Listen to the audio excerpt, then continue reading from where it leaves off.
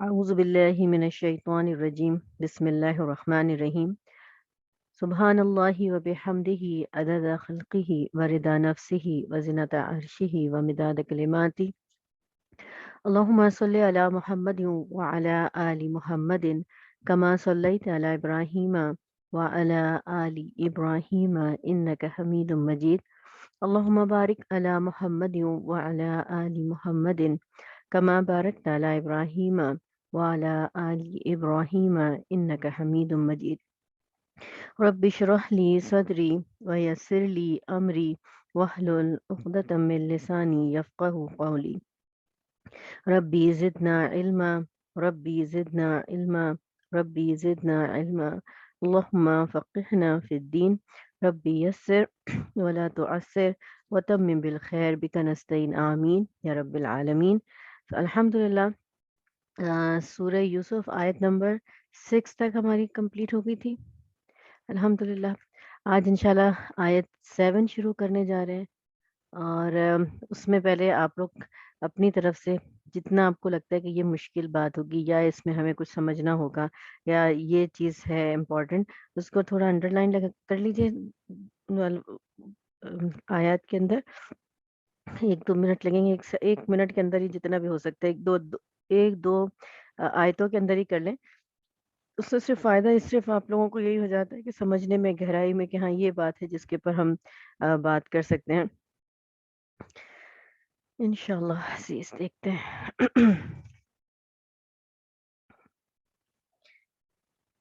ٹھیک ہے، چلیں دیکھتے ہیں انشاءاللہ عزیز کیا بات ہے ہمارے حق میں بہتر ہے. تو سورہ یوسف چل رہی ہے اور اس میں کس قدر ماشاءاللہ اللہ تعالیٰ نے علم اور گہرائی اور اس میں سبق کتنا بہترین ہے اور قصص ہے، قصہ ہے، اس کو اللہ تعالیٰ نے بہترین قصہ بیان کیا اور بہترین اور احسن کی کیوں کہا یہ بھی آپ لوگ پڑھ چکے ہیں.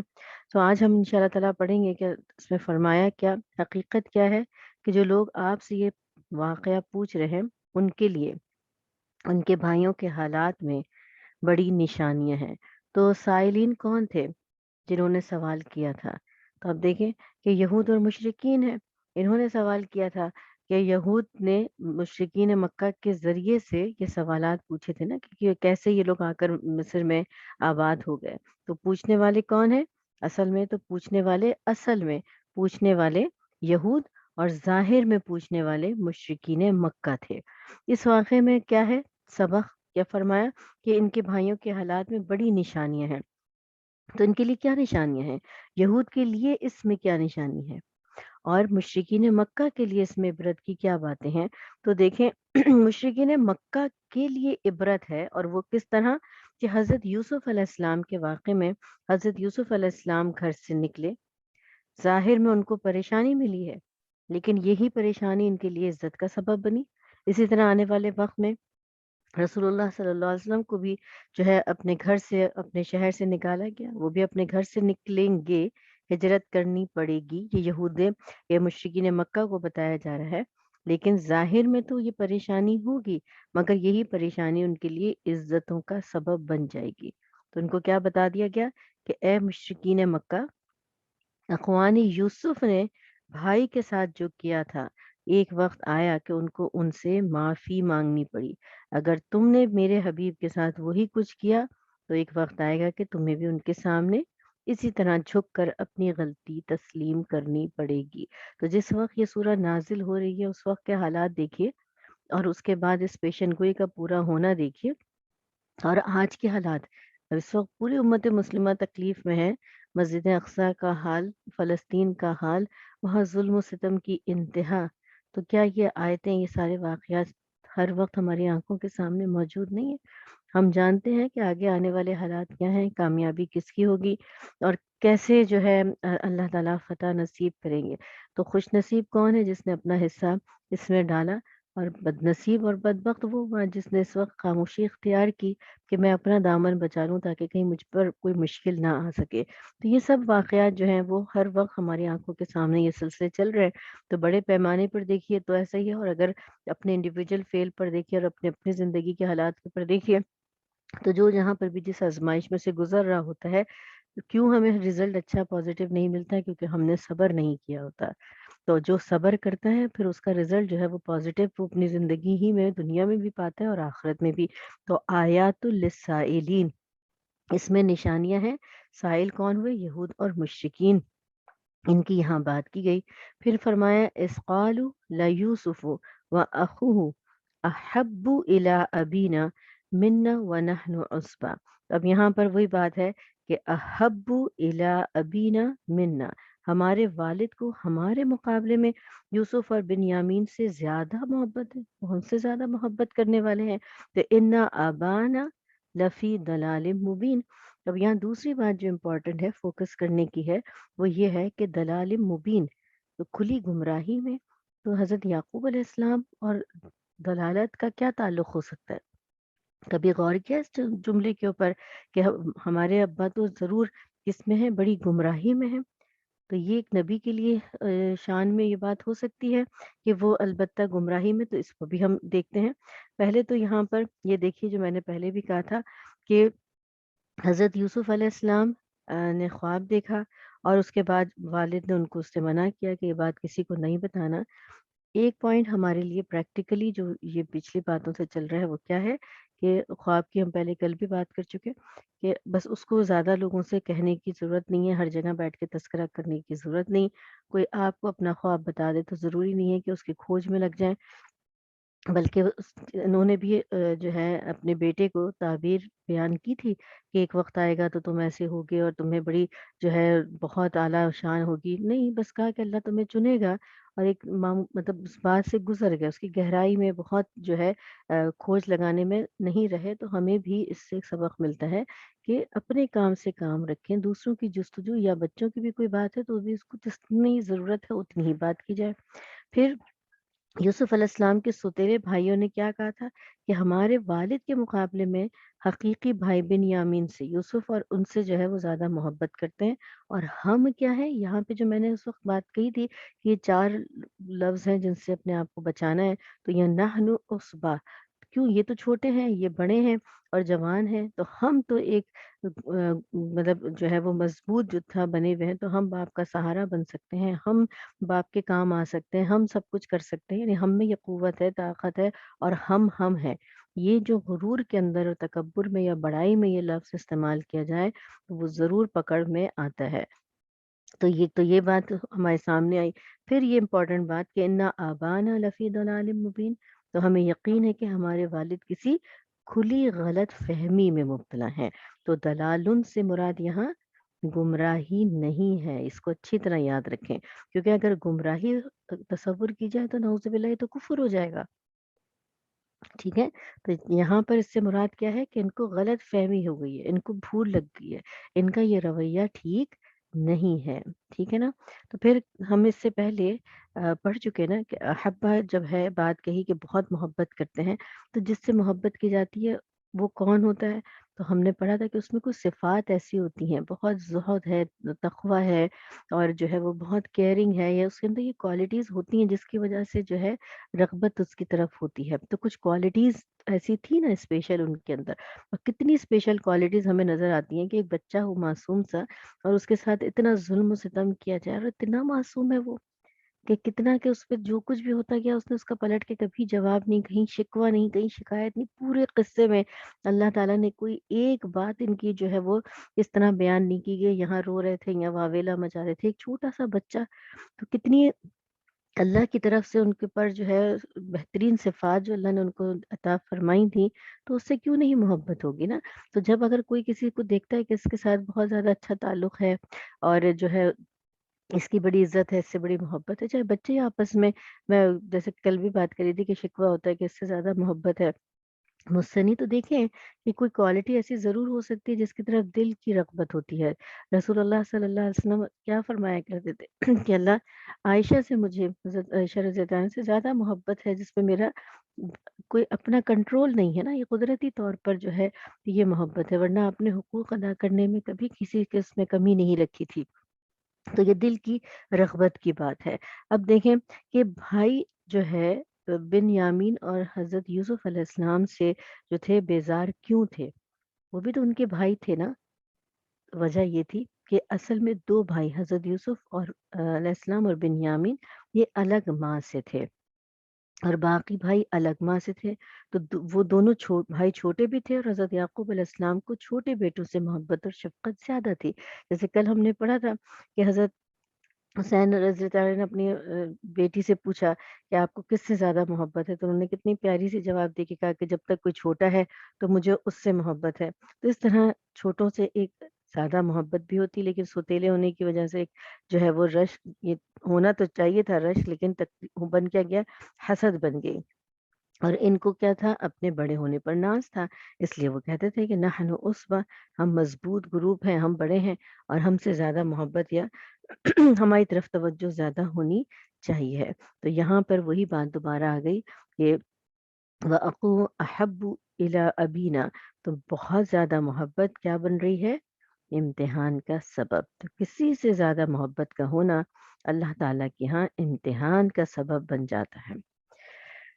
کتنی بڑی بات ہے نا یہ، تو محبت کرنے والا خود بھی امتحان میں پڑے گا، جس سے محبت ہوگی وہ بھی امتحان میں پڑے گا۔ حضرت آدم علیہ السلام کو حابیل سے محبت تھی تو قابیل نے اسے قتل کیا۔ حضرت یوسف علیہ السلام سے ان کے والد کو محبت تھی تو بھائیوں نے انہیں کنویں میں ڈال دیا۔ نبی کریم صلی اللہ علیہ وسلم کو سیدنا حسن اور سیدنا حسین رضی اللہ تعالیٰ عنہما سے محبت تھی تو پھر ان کی آزمائشیں دیکھیں کہ کیسی آئیں۔ تو اس لیے ہمیں ویسے بھی دنیا میں فانی محبتوں کا بھی سلسلہ ہوتا ہے، تو اس میں بھی دیکھتے ہیں کہ آزمائشیں اور اس سے گزرنا پڑتا ہے، تو کیا کرنا چاہیے پھر ہمیں؟ تو دور جو آج کا ہے اس میں زیادہ محبت کا کوئی اظہار کرے تو اس سے بھی روکنا چاہیے۔ صرف بیوی اور شوہر کے درمیان جو محبت ہے اس کا اظہار، اگر نہیں بھی محبت دل میں ہو تب بھی اظہار کر کے اس تعلق کو مضبوط بنانے کے لیے جو ہے شریعت اس چیز کی اجازت دیتی ہے کہ اس میں زیادہ سے زیادہ محبت کا اظہار ہونا چاہیے۔ لیکن عمومی طور پر اسی رشتے میں جو ہے وہ محبت کا اظہار اس طرح سے نہیں ہوتا، اور شادی سے پہلے جو اظہار ہو تو پھر موسٹلی جو ہے وہ پسند کی شادیوں کا اختتام جلد از جلد اسی لیے ہو جاتا ہے کہ شادی سے پہلے تو کچھ اور رویے تھے اور شادی کے بعد لگتا ہے یہ چیز اب ہماری اپنی ہو گئی تو اب مزید اس کی جو ہے کیئر کرنے کی اس طرح سے ضرورت نہیں ہوتی۔ تو یہ آج کل کا ماحول اور یہ چیزیں ہیں، اگر شریعت اور اس کے احکامات کو پڑھیں صحیح معنوں میں، اگر دین کا ماحول ہمارے گھروں میں ہو تو پھر پتہ چلے کہ سادہ جو ہے محبت کا حقدار یا اظہار کا جو ہے محبت جہاں کی جائے وہ رشتہ میاں اور بیوی کا ہوتا ہے۔ تو اس میں تو جتنا بھی اظہار کیا جائے اتنا ہی کم ہے، سوچیے یہ ایسا رشتہ ہے، تو اس میں ہی جہاں کمی کی گئی اسی کی وجہ سے تعلقات جو ہے وہ خراب ہوتے چلے جاتے ہیں۔ تو رسول اللہ صلی اللہ علیہ وسلم نے کیا فرمایا، شریعت نے کس چیز کی اجازت دی اور حکم بھی فرمایا، اور فرمایا خیرکم خیرکم لأہلہ، تو تم میں بہترین کون ہے جو تم اپنے اہل کے لیے بہتر ہو۔ تو اس تعلق کے علاوہ اگر محبت ہو تو اظہار نہ کریں، یعنی زبان سے کہنے سے شیطان گواہ بنتا ہے نا، تو اظہار کس کی محبت کا کرنا چاہیے؟ جب محبت کسی سے ہوتی ہے تو اس کی ذکر اور تذکرہ جو ہے وہ سننا یا کرنا اچھا لگتا ہے، تو محبت اللہ سے کرنی چاہیے ہے، اظہار بھی ہو تو اللہ کی محبت کا کرنا چاہیے۔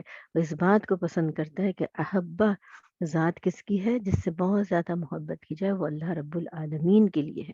تو اللہ تعالیٰ کی محبت جو ہے وہ تمام محبتوں پر غالب آنی چاہیے ہے۔ تو انشاءاللہ تعالیٰ اللہ رب العالمین ہمیں سورہ توبہ آیت نمبر 24 میں فرمان ہے، قل ان کان آباؤکم وأبناؤکم وإخوانکم وأزواجکم وعشیرتکم وأموال اقترفتموها وتجارة تخشون کسادها ومساکن ترضونها احب الیکم من اللہ ورسولہ وجہاد فی سبیلہ فتربصوا۔ اس کا ترجمہ دیکھیے گا کہ اللہ تعالیٰ کیا فرمائے کہ زیادہ محبت کس سے ہو اور کس سے نہیں کرنی ہے۔ تو یہاں پر بات ہے کہ محبت ہوگی اللہ سے تو پھر مخلوق سے بھی محبت ہوتی ہے، تو خالق کی محبت میں مخلوق کی محبت ہوتی ہے۔ تو آپ دیکھتے ہیں جہاں پہ بھی دینی ادارے ہوتے ہیں، مساجد ہیں، یہاں سب چیریٹی ورک بھی کیے جا رہے ہوتے ہیں، لوگ وہاں پر اپنے مسائل لے کر جاتے ہیں اور وہ ان کے لیے جو ہے ضرورت کا سامان جو ہے وہ مہیا کرتے ہیں۔ کیوں؟ اس لیے کہ وہ خالق سے محبت کرنے والے ہیں، تو اس لیے وہ مخلوق کی بھی فکر کرنے والے ہوتے ہیں۔ تو اس کے اثر میں تو محبت صحیح ہے، لیکن اگر اللہ کی محبت کو نکال کر کوئی محبت کی جائے اور اس محبت میں جو ہے وہ گناہ بھی ہے اور پھر اللہ کی فرما برداری بھی نہیں ہے تو پھر کیا ہوگا؟ یہاں تو نیک لوگوں کی محبتوں کی آزمائشیں ہم دیکھ رہے ہیں، تو یہاں تو تباہی تباہی ہے۔ پھر اس کے بعد کس طرح کی حالات ہیں وہ تو ہم خود ارد گرد اپنے دیکھتے ہی ہیں۔ تو بہرحال سب سے اہم امپورٹنٹ میسج یہاں کیا ہو گیا کہ احبا ذات کون سی ہے، سب سے زیادہ محبت کرنے والی ذات کون سی ہے، کس کی محبت جو ہے ہمیشہ غالب رہنی چاہیے ہے، تو وہ اللہ رب العزت کی ہے، اور باقی نسبتیں جو ہیں وہ اس کی وجہ سے ہونی چاہیے۔ پھر دیکھیں کہ آگے انہوں نے کہا کہ کیا کر دوں یوسف علیہ السلام کے لیے، انہوں نے کہا کہ اقتلوا یوسفا اوطرحوا ارضی یخلو لکم وجہ ابیکم وتکون من بعدہ قوما صالحین۔ اچھا، اب اس میں مجھے بتائیں کہ امپورٹنٹ بات ہے کہ اس آیت کے اندر کون سا لفظ ایسا ہے جس کے اوپر ہمیں غور کرنا چاہیے۔ اس آیت میں، آیت نمبر 9 میں، اقتلوا یوسف اوطرحوہ ارضا یخلو لکم وجہ ابیکم وتکونوا من بعدہ قوما صالحین۔ اچھا، اس میں جہاں کون سا ورڈ جو ہے آپ کو لگتا ہے کہ امپورٹنٹ ہے جس کے اوپر ہمیں فوکس کرنا چاہیے؟ علینا نے صالحین کہا ہے، اقتلو کا ہے، گناہ کے بعد توبہ۔ ہم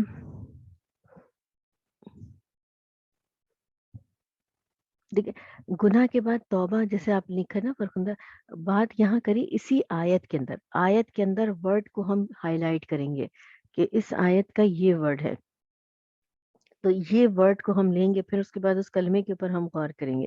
تو جب میں پوچھوں تو آیت کے اس میں سے وَتَكُونُ تو ہو جانا، تو اس میں کیا ہے؟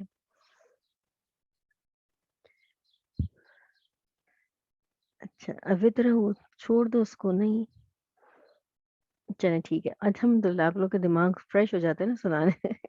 اچھا، یہاں پر دیکھیں، ٹھیک ہے، بھائیوں نے مشورہ کیا ان کے بارے میں کہ ان کو قتل کر مطلب چاہتے کیا تھے؟ سب سے بڑی چیز کیا ہے؟ حسد کا نتیجہ کیا ہوتا ہے؟ ایک تو یہاں ہمارے سامنے یہ ہے، اقتلوا یوسف، یوسف کو قتل کر ڈالو۔ کیوں قرض ڈالو؟ اس لیے کہ والد کے منظور نظر اسی طرح بن سکتے ہیں کہ جب ان کو بیچ میں سے نکال دیا جائے، تو جہاں پر بھی حسد ہوتی ہے وہاں پر کیا چاہتے ہیں کہ وہ شخص آنکھوں کے سامنے ہی نہ رہے، اور پھر کیا کریں گے؟ توبہ کر کے نیک بن جائے۔ تو یہاں دو باتیں قابل غور ہیں۔ بھائیوں نے فیصلہ کیا کیا کہ یوسف کو قتل کر دیں۔ تو حسد ایسی بیماری ہے کہ انسان پھر دوسرے کا وجود ہی برداشت نہیں کر سکتا، اور پھر کیا چاہتا ہے کہ روئے زمین کی بجائے زیر زمین چلا جائے۔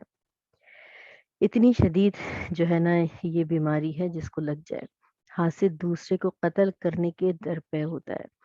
ہمیں سب سے پہلے تو اپنے اندر سے بھی اس چیز کو نکالنا ہوگا، اور جو ہے ہم دوسروں کو دیکھتے ہیں کہ یہ مجھ سے حسد کر رہا ہے، لیکن ہم بھی انسان ہیں اور یہ رویے ہمارے بھی ہوتے ہیں۔ تو سب سے پہلے اپنے اندر کہ اس سے مجھے کس بات کی حسد ہے، اس سے یہ مجھ سے آگے کس چیز میں بڑھ گئی۔ بہت ساری جگہوں پہ اگر ہم کلاس میں ساتھ بیٹھے ہوتے، لائیو کلاسز لے رہے ہوتے ہیں، تو آپ دیکھتے کہ انسانوں کے رویے کیسے ہیں۔ ہم لائیو کلاسز میں پڑھنے والے اسٹوڈنٹس ہم لوگوں نے دیکھا ہے کیسے حاسد ہوتے ہیں، جو چاہتے ہیں کہ ٹیچرز کے قریب ہم ہو جائیں۔ بڑے بڑے مسائل زندگی میں آتے ہیں کہ استاد اگر کسی سے محبت کر رہا ہے، یہی رویے رہے ہیں کلاسوں میں بھی کہ وہ جو ہے نا اسٹوڈنٹس کے اندر اس طرح کی جو ہے وہ رویے پیدا ہو جاتے ہیں کہ کسی طرح اس کا جو ہے کوئی برائیاں کر کے، کوئی بات کر کے اپنا تعلق استاد کے قریب کر دیں، اس کو جو ہے نظروں میں گرا دیں۔ یہ حسد کا رویہ ہمیشہ قائم رہتا ہے۔ ایسا نہیں ہوتا کہ صرف دنیا داروں میں ہے، دین پڑھتے ہوئے بھی اصلاح کے درمیان کافی مسائل آ سکتے ہیں۔ تو اس لیے اپنے اوپر ہمیں سب سے پہلے فوکس کرنا ہوگا کہ ہم دیکھیں تو یہ تو حسد کی ایک بیماری، اور دوسرا دیکھیں اس کا جواب اگر ہم غور کریں تو حضرت نوح علیہ السلام کے بارے میں قوم کے سرداروں نے کیا کہا تھا کہ ہم تمہیں اتنے پتھر ماریں گے کہ تمہیں مار ہی ڈالیں گے۔ آج سے پہلے ہم نے جتنے بھی قصص نبیین پڑھے ہیں یا انباء اور رسول پڑھے ہیں، کبھی ہم نے اس بات پہ غور نہیں کیا کہ ان کو حسد تھی۔ ابراہیم علیہ السلام کو قوم نے کیا کہا تھا؟ آلو حرقوہ، انہوں نے کہا تھا انہیں آگ میں جلا دو۔ موسیٰ علیہ السلام کے لیے فرعون نے کیا کہا تھا؟ ان الملأ یأتمرون بک لیقتلوک، اسمبلی کے ممبروں نے قتل کی دھمکی دی تھی۔ اور حضرت عیسیٰ علیہ السلام کے ساتھ یہود نے کیا کیا؟ انہوں نے اپنی طرف سے تو ان کو سولی پہ چڑھا دیا تھا نا، تو پوری کوشش کی کہ ان کو قتل کر ڈالیں۔ وما قتلوہ وما صلبوہ ولکن شبہ لہم، اور پھر فرمایا بل رفعہ اللہ الیہ، تو اس میں پھر ہمارے لیے میسج کیا ہوا؟ چال چلی کیا کہ ان کو جو ہے قتل کر دیا جائے، آنکھوں کے سامنے ہی نہ ہو تو دل کو سکون ہو۔ نبی کریم صلی اللہ علیہ وسلم کے ساتھ کیا ہوا؟ اللہ تعالیٰ ارشاد فرماتے ہیں وَإِذْ يَمْكُرُ بِكَ الَّذِينَ كَفَرُوا لَيُثْبِتُوكَ أَوْ يَقْتُلُوكَ أَوْ يُخْرِجُوكَ۔ تو کیا منصوبہ بنایا تھا انہوں نے کہ آپ کو حبس بیجا میں رکھیں گے یا پھر آپ کو شہید کر کے ہمیشہ کے لیے جان چھڑا دیں یا پھر آپ کو ملک سے باہر نکال دیں۔ تو یہ سب چیزیں انبیاء کے ساتھ ہوئی ہیں۔ تو ان کو اس بات میں حسد کس بات کی تھی؟ اس بات پہ کہ حاسد جو ہے یعنی ہم سے یہ آگے بڑھ گئے۔ ہر ایک کو یہ تکلیف تھی نا کہ ہماری بادشاہت چاہتے ہیں یا یہ ہماری سرداری چاہتے ہیں یا ہم سے بڑا بننا چاہتے ہیں، تو ہم ان کو جو ہے اپنی آنکھوں سے ہی جو ہے وہ دور کر دیں، ایسے ہی تھا نا۔ تو حاسد اب یہ تو ایک عمل ہو گیا، اس کا رزلٹ کیا ہوگا؟ کیونکہ اگر خدا نہ خواستہ ہمارے ساتھ ایسی کوئی وجہ بن رہی ہو، اکثر جو ہے آپ سنتے ہوں گے کہ خون کے رشتوں میں، جیسے اب یہاں حضرت یوسف علیہ السلام کا واقعہ ہے، ہمارے زندگیوں میں بھی بہن بھائیوں میں ایسا حسد ہو جاتا ہے۔ لوگ بہن بھائیوں سے چھپ کر جو ہے عمل کر رہے ہوتے ہیں کہ کسی کو پتہ نہ چلے کہ میرے حالات اس سے اچھے ہیں یا میرے بچے کامیاب ہو گئے تو اگلا جو ہے وہ کوئی حسد نہ کر دے۔ تو حاسد ہمیشہ محسود کو، جس سے حسد کی جائے، قتل کرنے کے در پہ ہوتا ہے، تو اس کو ایسی نظروں سے دیکھتا ہے جیسے اس نظروں سے اگر گرا سکے تو اس کو گرا کر ختم کرے۔ لیکن یہاں پر کامیابی کس کے نصیب میں ہوگی؟ یہ آیتیں آج کے وقت کے لیے بڑی تسلی بخش ہیں، کیونکہ یہود کی حسد، بغض، عناد اور دشمنی آج ہمارے سامنے موجود ہے نا؟ محسود مفعول پر ہے نا، جس پر کام کیا جا رہا ہوتا ہے اس محسود ہو گیا۔ فاعل ہے، مفعول ہے، تو مفعول کے وزن پر ہے۔ تو اچھا، تو اب دیکھیں کہ رزلٹ اس کا ہی آج ہمیں دیکھنے میں لگ رہا ہے کہ بے بس ہے مسلمان، فلسطین کے ساتھ، فلسطینیوں کے ساتھ کیا ظلم و ستم کی انتہا ہو رہی ہے، اور یہ سوچ رہے ہیں کہ ہم اس وقت پوری دنیا پر راج کریں گے، اگر ہم نے ان کو نہیں مارا تو یہ ہمیں مار دیں گے، تو یہ خوف ان کو کھائے جا رہا ہے۔ لیکن رزلٹ جو ہے وہ قرآن اور حدیث نے ہمارے سامنے رکھ دیا۔ ٹھیک ہے، کیا رزلٹ ہے؟ اب دیکھیے کہ اگر حاسد کو جواب نہ دیا جائے، جو بہت مشکل کام ہے، محسود جو ہے جس سے ساتھ حسد کی گئی تھی، اگر وہ جوابی کارروائی نہ کرے اور معاملہ اللہ پر چھوڑ دے اور اللہ ہی کو اپنا مددگار بنا لے، یہ چیز ہے۔ اس نے مجھے یہ کہا، میں نے بھی پلٹ کے جواب دینا ہے۔ اس نے اس محفل میں میری برائی کی، میں نے اگلی محفل میں جا کے 4 اور سنا دینا ہے۔ اس نے میرے ساتھ یہ کیا، میں نے تو، اب میں کیوں چپ رہا ہوں؟ میری زبان نہیں ہے، میں اس کو جواب نہیں دے سکتی۔ تو یہاں پر یہ نقطہ ہے جو لکھ لیں بڑا بڑا تاکہ یاد رہے، لکھی ہوئی چیز جو ہے وہ ہمیشہ ذہن نشیں رہتی ہے۔ اگر محسود جوابی کارروائی نہ کرے اور معاملہ اللہ کی ذات پر چھوڑ دے، اللہ ہی پر سب معاملات کو رکھے، تو یقین کریں کہ اللہ تعالیٰ کس کو عزت دے گا؟ ہمیشہ عزتیں محسود کو ہی ملتی ہیں، کیونکہ اللہ کی نظر میں اسی کی شان بلند ہے۔ جس کی شان اللہ کی نظر میں بلند ہے اس کو کوئی نیچے کر سکتا ہے؟ جس کے ساتھ حسد کیا جاتا ہے، تو ذرا دیکھیے حضرت نوح علیہ السلام کے ساتھ حسد کیا تھا نا قوم نے، تو اللہ تعالیٰ نے نجی اللہ، جن کو نجات دی اللہ نے، تو وہ نجی اللہ بن گئے۔ ابراہیم علیہ السلام کے ساتھ حسد کیا تو اللہ تعالیٰ نے ان کو خلیل اللہ بنا دیا، تو وہ خلیل اللہ بن گئے۔ موسیٰ علیہ السلام کے ساتھ حسد کیا تو کلیم اللہ بن گئے۔ عیسیٰ علیہ السلام کے ساتھ حسد کیا تو روح اللہ بن گئے، اور حضرت محمد صلی اللہ علیہ وسلم رسول اللہ بن گئے۔ تو حسد کرنے والے اپنی آگ میں جلتے ہیں، اور اللہ نے ان حضرات کو ان صفات سے نوازا تھا، تو اپنی رحمت سے جس کو بھی اللہ نے کوئی نعمت دی ہے تو وہ اللہ کی دی ہوئی نعمت ہے، اس سے اگر کوئی حسد کر رہا ہے تو بالکل، تو پھر اللہ تعالیٰ کیا ہے، اس کو بلند مقام عطا کرے گا۔ کانٹیکٹ کس سے کرنا ہے؟ ہمیں کسی نے آ کے برائی کی، اس نے یہ کیا، نہیں۔ ہاں، کچھ جگہوں پر میں ہمیشہ کہتی ہوں ضرور جواب دینا آنا چاہیے، ٹھیک ہے۔ میں خاموش رہنے کو کبھی بھی پریفر نہیں کرتی۔ جہاں ضرورت ہے وہاں جواب نہ دینا بزدلی ہے، یہ بھی اچھی طرح یاد رکھیں۔ لیکن ہاں، جہاں حسد ہے، جہاں پر آپ کو پتہ ہے کہ اب قوم جو ہے وہ دشمن بن چکی ہے، اس وقت ساری چیزیں ہماری آنکھوں کے سامنے موجود ہیں، ہم اپنا حصہ کیا ڈال سکتے ہیں وہ ہم کریں گے، لیکن جواب میں جب ہم کھڑے ہوں گے تو لازم بات ہے، اگر کوئی حاسد ہے، کوئی ہمیں تکلیف دے رہا ہے، تو ہم اس کے جواب میں जब खड़े हो सकता है गलत बात कह जाएँ, हो सकता है तोहमत लगा जाए, तो फिर क्या होगा? उल्टा ज़ालिम के साथ जो है हम मज़लूम होने की बजाय ज़ालिम बन सकते हैं, तो हम खामोश रहें। लेकिन जैसे हज़रत यूसुफ़ आगे पढ़ेंगे, आगे वाक़या इंशाअल्लाह जब ये बात आएगी कि कहाँ पर बोलना ज़रूरी है और कहाँ पर चुप रहना ज़रूरी है, ये हिकमत की बातें हैं। ठीक है? मोस्टली जब मेरे पास कोई अपने घर के मसाइल या किसी किस्म की कोई डिस्कशन कर रहा होता है, तो मैं उस वक़्त यही बात मुझे नज़र आती है कि मसाइल का हल आपके अपने पास मौजूद होता है। आप खुद हालात को सही नहीं कर पा रहे होते और आप परेशान होते हैं, तो जहाँ बोलना था वहाँ चुप रहे और जहाँ चुप रहना था वहाँ पर बोला। ठीक है ना? तो ये याद रखिएगा। तो एक पॉइंट हमारे पास ये हो गया कि इंशाअल्लाह ताला अगर कोई हासिद है, कोई जलता है, कोई परेशानी तकलीफ़ देता है आपके बारे में, दुनिया को गलत बातें करता है, जब आप इस राह में निकलेंगे, दीन के दाई बनेंगे, तो आपको पता चले हमें सुनने को मिलती हैं बातें और हँसी आती है कि ऐसी-ऐसी बातें जो है लोग मेरे बारे में कह रहे होते हैं, तो हम उस बातों को सुन के खामोशी से जवाब देने की ज़रूरत ही नहीं है, वो तो अल्लाह ही जवाब देने वाला है। लेकिन हासिद इतने होते हैं कि चाहते हैं कि हमारे इर्द-गिर्द भी लोग बैठे रहें।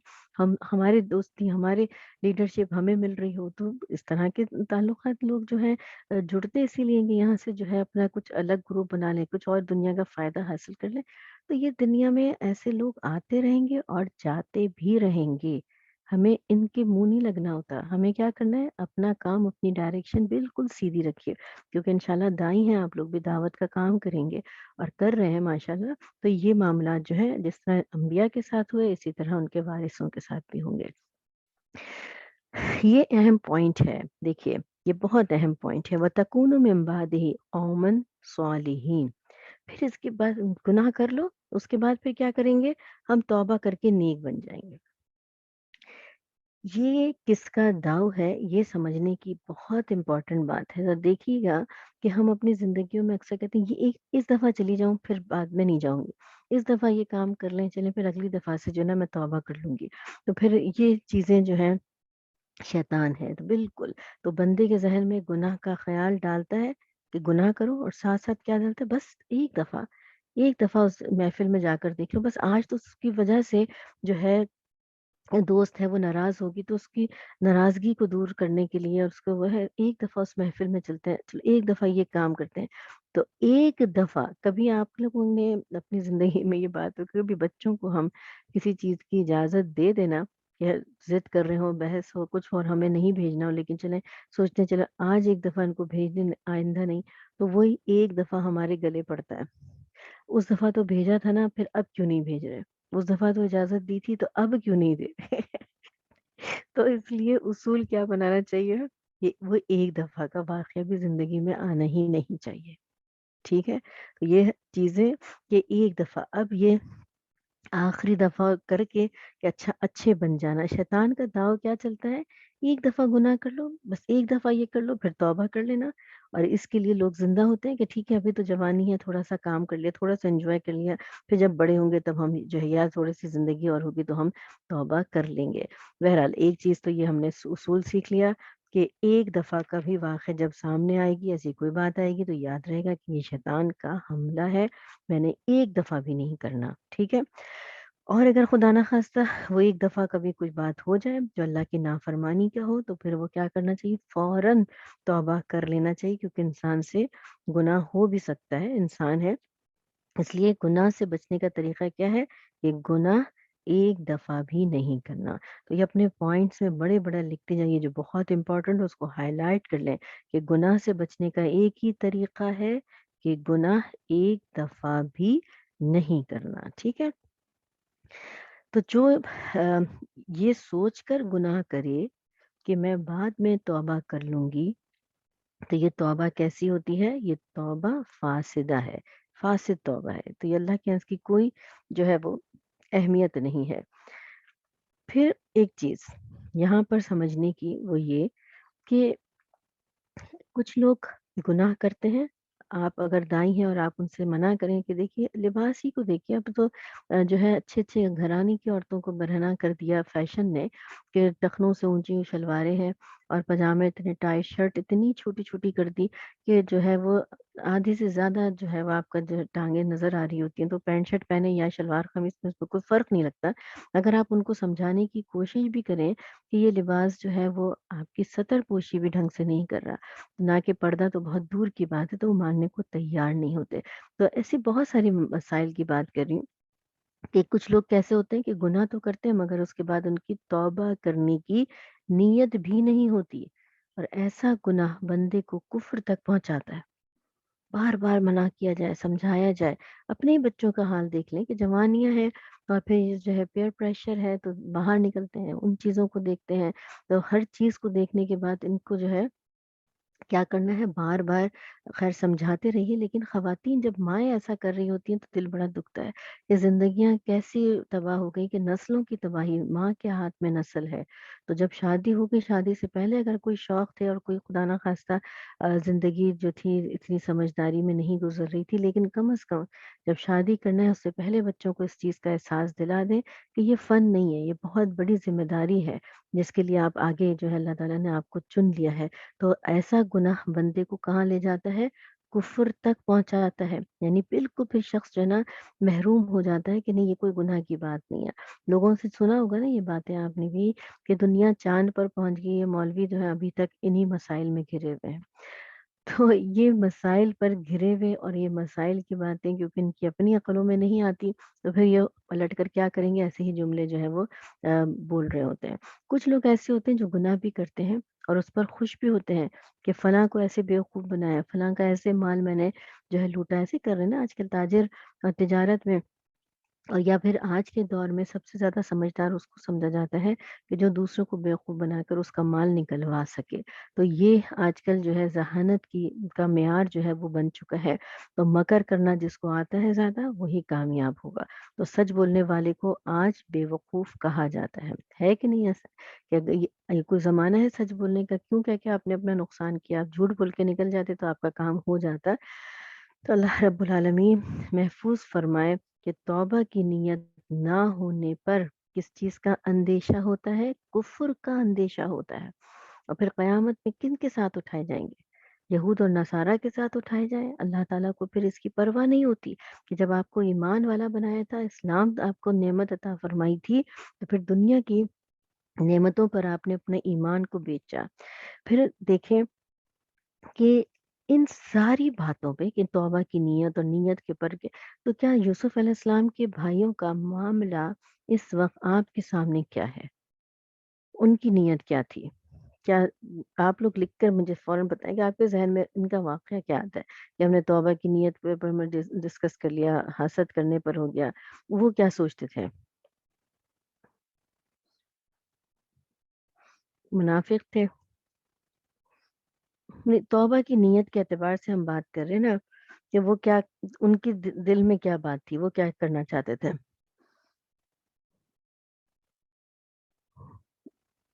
हुँ।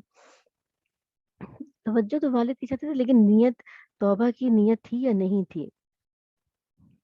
उनकी नीयत तौबा की थी या नहीं थी? हाँ, तो तौबा कर लेंगे ना, तो नीयत तो थी ना, वतकूनु मिन बादिही कौमन सालिहीन तो इसके बाद फिर तुम नेक बन जाना। इस तौबा की नीयत की बरकत देखिए, ये लफ्ज़ में यानी इधर गुनाह भी है और उसके बाद इन्होंने ये नीयत भी की थी कि फिर हम नेक बनकर रहेंगे। और सिर्फ़ एक अमल जो है जो आँखों को खटकता है, ये अमल जब हो जाएगा यूसुफ अलैहिस्सलाम को आँखों से दूर कर देंगे, तो फिर हम नेक बनकर रहेंगे। तो इसमें तौबा की नीयत जो है वो नज़र आती है। ठीक है? कि हम तौबा करेंगे, नियत क्या है कि हम फिर नेक होकर अपनी ज़िंदगियाँ अच्छी गुज़ारेंगे। तो कहते हैं कि मतलब जब इन्होंने इन तौबा की नियत की तो उसकी बरकत देखी कि बाद में एक वक़्त ऐसा भी आया कि जब उन्होंने हज़रत यूसुफ अलैहिस्सलाम के सामने अपने गुनाह का इकरार किया, माफ़ी माँगी और हज़रत यूसुफ अलैहिस्सलाम ने उनको माफ़ कर दिया। तो ना सिर्फ़ ये हुआ बल्कि अल्लाह ताला ने इन भाइयों को भी नबूवत अता फ़रमाई। मुफस्सिरीन ने लिखा है कि हज़रत याकूब अलैहिस्सलाम ने जो ये कहा था आले याकूब तो उन्होंने ख्वाब की ताबीर समझ ली थी कि मेरे दूसरे बेटों को उन्होंने सितारों की तरह देखा है और सितारे क्या होते हैं मुनव्वर होते हैं यानी नूर वाले तो उनमें जुल्मत नहीं होती ہے نا؟ نور ستارے دیکھ رہے تھے نا، تو مطلب کیا ہے کہ اگر اللہ تعالیٰ حضرت یوسف علیہ السلام کو بلند درجہ دیں گے تو باقی بھائی بھی ستارے بنیں گے۔ اس لیے فرمایا کہ آل یعقوب پر اللہ اپنی نعمت مکمل کرے گا۔ تو کئی تفاسیر کے اندر یہ بات لکھی ہے کہ اللہ رب العزت نے حضرت یوسف علیہ السلام کے بھائیوں کو بھی نبوت سے سرفراز فرمایا تھا۔ تو نبی کون ہوتے ہیں؟ ان کو شریعت دی جاتی ہے، کتاب ملتی ہے ان کو اللہ کی طرف سے کہ اس پیغام کو لے کر آگے جانا ہے؟ نہیں نہیں نہیں، نبوت نبی کا کام، آپ اور ہم نبیوں والا کام کر رہے ہیں، یعنی اس پیغام کو لے جا کر آگے پہنچانا۔ رسالت میں جو ہے شریعت ملتی ہے، کتاب دی جاتی ہے۔ نبیوں والا کام کیسے؟ جیسے دائی ہے، پیغام تو حضرت یوسف علیہ السلام کی پوزیشن کیا تھی؟ نبی تھے نا، ان کو کوئی خاص قوم کی طرف تو نہیں بھیجا تھا، کوئی کتاب دے کر نہیں بھیجا تھا، تو بس وہ اللہ کے پیغام کو دوسروں تک پہنچا رہے تھے۔ تو اس کے بعد کیا ہوا کہ ان کو بھی نبوت سے سرفراز کیا گیا کہ وہ بھی دین کے کاموں میں اسی طرح لگ گئے جس طریقے سے ان کے باپ دادا نے نیکیاں پھیلائی ہیں۔ ٹھیک ہے؟ تو کس وجہ سے؟ توبہ کی نیت کہ یہ عمل کر لیا اب ہم بعد میں نیک بن جائیں گے۔ تو یہ دل میں اس نیت کا ہونا، ہاں کرتے جاؤ گناہ، اور ایک توبہ فاسدہ کیا ہوئی کہ ابھی تو جوانی ہے عیش کر لیں، بڑھاپے میں جو ہے توبہ کریں گے، تو یہ توبہ فاسدہ ہے۔ اور لوگ کہتے ہیں نا کہ ابھی نہیں، حج کب کرنا ہے؟ ابھی حج تو بڑھاپے میں کرنے کا ہے تاکہ سارے گناہ بخشوا کے اللہ تعالیٰ کے پاس جائیں گے۔ یہ جو توبہ فاسدہ کیوں ہو گئی کہ کیا پتہ ہے کہ ہمیں جو ہے وہ جب بڑھاپا دیکھیں گے اور وہاں جا کے سارے گناہ بخشوا لیں گے اور اللہ تعالیٰ آپ کی ساری جو ہے وہ توبہ، جو گناہ ہے اس کے اوپر توبہ جو ہے وہ لازم جو ہے وہ آپ کی جو ہے وہ قبول کر لی جائے گی۔ یہاں پر جو بات ہے کہ توبہ کی نیت کہ ٹھیک ہے ان کو آنکھوں کے سامنے سے ہٹا دیا، اب اس کے بعد کیسے ہے نیک بن کر رہیں گے، پھر ہم کوئی گناہ کی بات یا کوئی گناہ کے قریب نہیں جائیں گے۔ تو اس میں جو ہے ہمارے لیے عمل، جو میں بات کہتی ہوں یہ کہ ٹھیک ہے ہم ولی اللہ نہیں ہیں، بہت نیک نہیں ہیں، دن رات ہم سے ہزاروں کروڑوں گناہ غلطیاں ہوتی ہوں گی، لیکن ہر دفعہ کبھی غلطی کا احساس ہو، فوراً رجوع کرنے والے ہر بات پر فوراً رجوع کریں۔ پھر دوسری چیز کیا ہے کہ بعض دفعہ دین پڑھنا شروع کر دیتے ہیں، جس جنرل ایک مثالیں دے رہی ہوں، دل چاہتا ہے کہ ہے اپنے آپ کو کور کر لیں، کم از کم ایسے بڑے جو ہے چادر لپیٹ لیں اپنے آپ کو، اس طرح محفوظ کر کے گھر سے باہر نکلیں، لیکن حالات ساتھ نہیں دیتے۔ خاندان والے انتہائی جاہل ہیں، جس کو میں جاہل کہوں گی، دنیا ماڈرن کہتی ہے کہ وہاں پر جو ہے یہ چیزیں شرم کا باعث ہوں گی تو ہم اپنے آپ کو بھی پردے میں نہیں لا سکتے۔ تو اس وقت دل کی کیفیت اللہ تعالیٰ دیکھیں گے کہ یہ شخص کیا چاہتا ہے کہ میری آیات پر عمل کرے اور حالات جو ہے وہ اس کے قابو میں نہیں ہے، تو وہ دل کی کیفیت کیا ہے نا، اس وقت کیا عمل کریں، کس حد تک اپنے آپ کو جو ہے وہ اللہ کے احکامات کے اوپر لا سکتے ہیں، جہاں تک آپ کو اجازت مل سکتی ہے آپ نے اس کو اختیار کرنا ہوگا۔ ٹھیک ہے؟ اور ساتھ ساتھ اللہ سے معافی بھی مانگتے رہنا ہوگا کہ اللہ میرے اختیار سے باہر ہے نا، میں اپنے گھر کا ماحول نہیں خراب کر سکتی، یا میرا اتنا بڑا خاندان ہے اور اس میں میری پوزیشن اتنی اسٹرانگ نہیں ہے کہ میں یہاں پہ کھڑے ہو کے جو ہے کوئی سٹینڈ لے سکوں۔ تو اللہ سے دعائیں مانگتے مانگتے مانگتے کیا پتا آپ کے دل کا جو نور ہے وہ اللہ تعالیٰ سب کے لیے ہدایت کا ذریعہ بنا دے۔ تو یہ نیتیں ہیں، عمل کو دیکھ کے ہم کسی کا نہیں جان سکتے کہ یہ عمل کیسا کر رہا ہے، اس کے دل کی حالت کیا ہے، اس کے حالات کیا ہے۔ ٹھیک ہے نا؟ تو اس لیے کسی کے اوپر تو ہم نہیں انگلی اٹھا سکتے، لیکن خود بھی یہ بات کرتے رہیے کہ کثرت کے ساتھ بالکل توبہ استغفار کرتے رہیے، اللہ سے مدد مانگتے رہیے، اور اس حالت میں اگر موت آ جائے تو لازمی بات ہے کس میں لکھے جائیں گے؟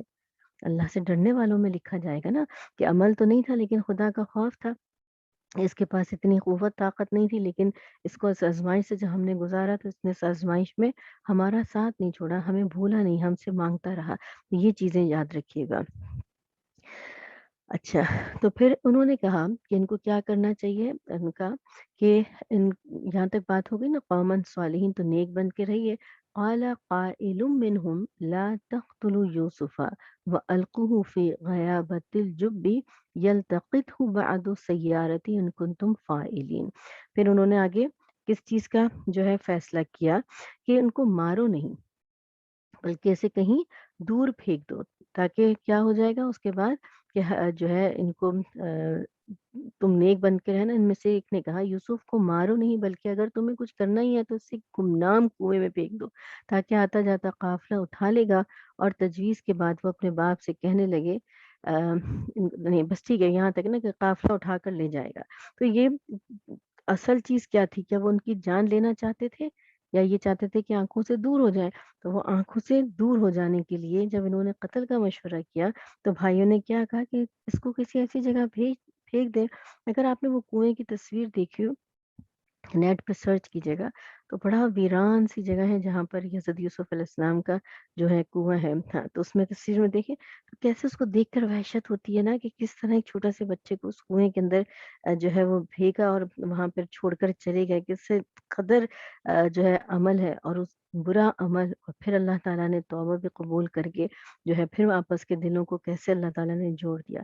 تو شیطانی وسوسے جب آتے ہیں اور نفرتیں ہوتی ہیں، اللہ کا ذکر ہو تو وہی نفرت پھر محبت میں بھی بدل جاتی ہے۔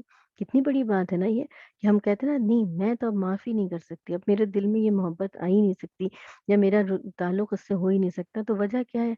دل سخت کس کا ہوا؟ کیونکہ جب ہمارے دلوں میں شیطانیت ہوگی تو دل سخت ہو گیا، اور دل میں اللہ کا ذکر اور نرمی ہوگی تو پھر ہمیں دنیا کی تکلیف میں کوئی تکلیف نہیں لگتی نا۔ پھر ہم کہتے ہیں ٹھیک ہے اگر تم نے کیا تو تمہارا عمل تمہارے ساتھ، تم معافی مانگنے آئے تو معاف کر دیا۔ لیکن سب سے بڑی چیز یہاں پھر دو باتیں ہیں، بزدلی یہ کہ میں نے سب کو معاف کر دیا، اور یہ ہے کہ اگلا معافی مانگے اور پھر بھی معاف نہیں کیا۔ یہ دونوں چیزوں کو دیکھتے ہوئے چلنا چاہیے۔ اگر کوئی اپنی غلطی کو مان رہا ہے اور معافی مانگ رہا ہے تو اس کو معاف کر دینا چاہیے ہے، ٹھیک ہے نا؟ اس وقت یہ نہیں کہ مجھ پر یہ وقت گزر رہا، آج تمہیں معافی جو ہے تلافی جو ہے وہ یاد آ گئی اور پہلے سارے جو ہے تکلیف پہنچا دی، معاف کر دیں۔ لیکن اگر کہیں کوئی ایسی بات ہوگی، پھر یہ بات آگے جب آئے گی تو میں انشاءاللہ بتاؤں گی کہ کس وقت کیسے معاف کرنا ہے اور کیسے نہیں کرنا، اگر زندگی کے حالات اور معاملات کو دیکھتے ہوئے چلنا ہوگا۔ کہ یہ ہے کہ اگر میں نے کسی کے بارے میں فرض کریں کہ میں نے آپ کے بارے میں کوئی ذکر کسی سے کیا، کوئی بات ہوئی کسی کے بارے میں اور اس نے آپ تک بات کو پہنچا دیا، اور میرا سامنا میں کہوں ٹھیک ہے مجھ سے غلطی ہو گئی، میں نے وہاں کوئی بات کہنا چاہ رہی تھی لیکن اس طرح سے ہو گیا، تو فوراً اگلے کو بھی کیا کرنا چاہیے؟ درگزر سے معاملہ کرنا چاہیے۔ ٹھیک ہے یہ روزمرہ کی بات چیت ہے، انسان کے ساتھ ایسے معاملات ہو جاتے ہیں۔ کسی نے اپنے گھر بلایا اور دعوت دی، آپ کو نہیں بلایا، آپ کو پتہ چلا، آپ کا دل دکھا، آپ نے اگر دل میں رکھی یہ بات، لیکن نیکسٹ ٹائم جب آپ کے گھر دعوت تھی تو آپ نے اس کو معاف کر دیا، کوئی بات نہیں اگر اس نے مجھے یاد نہیں رکھا تو، لیکن میں اس کو ضرور یاد رکھوں گی، میں بلاؤں گی تاکہ معاملات جو ہے اگر دل میں کوئی بات ہو تو وہ کلیئر ہو جائے۔ تو ہم نے اپنے معاملات کو درست کرنا ہے۔ اب دلوں میں اتنی تنگی ہے کہ آپس میں کٹتے کٹتے کٹتے ہم بہت تنہا ہو گئے، اور انسان انسانوں کے ساتھ ہی رہ سکتا ہے نا بالکل۔ تو یہ معاملات ڈفرینٹ ہیں، اور باقی جو حضرت یوسف علیہ السلام کے ساتھ اور زلیخا والا واقعہ ہوا تھا وہ ایک الگ بات ہے، وہ بھی انشاءاللہ آگے ہم پڑھیں گے۔ اب یہاں دیکھیے انہوں نے آگے جو ہے کیا کہا کہ قالوا یا ابنا ما لک لا تأمنا علی یوسف وإنا له لناصحون۔ یہ بھی بڑی پیاری بات ہے، یہاں پر بھی دیکھیے کہ کون سی بات اہم اس کے اندر ہمیں نظر آتی ہے۔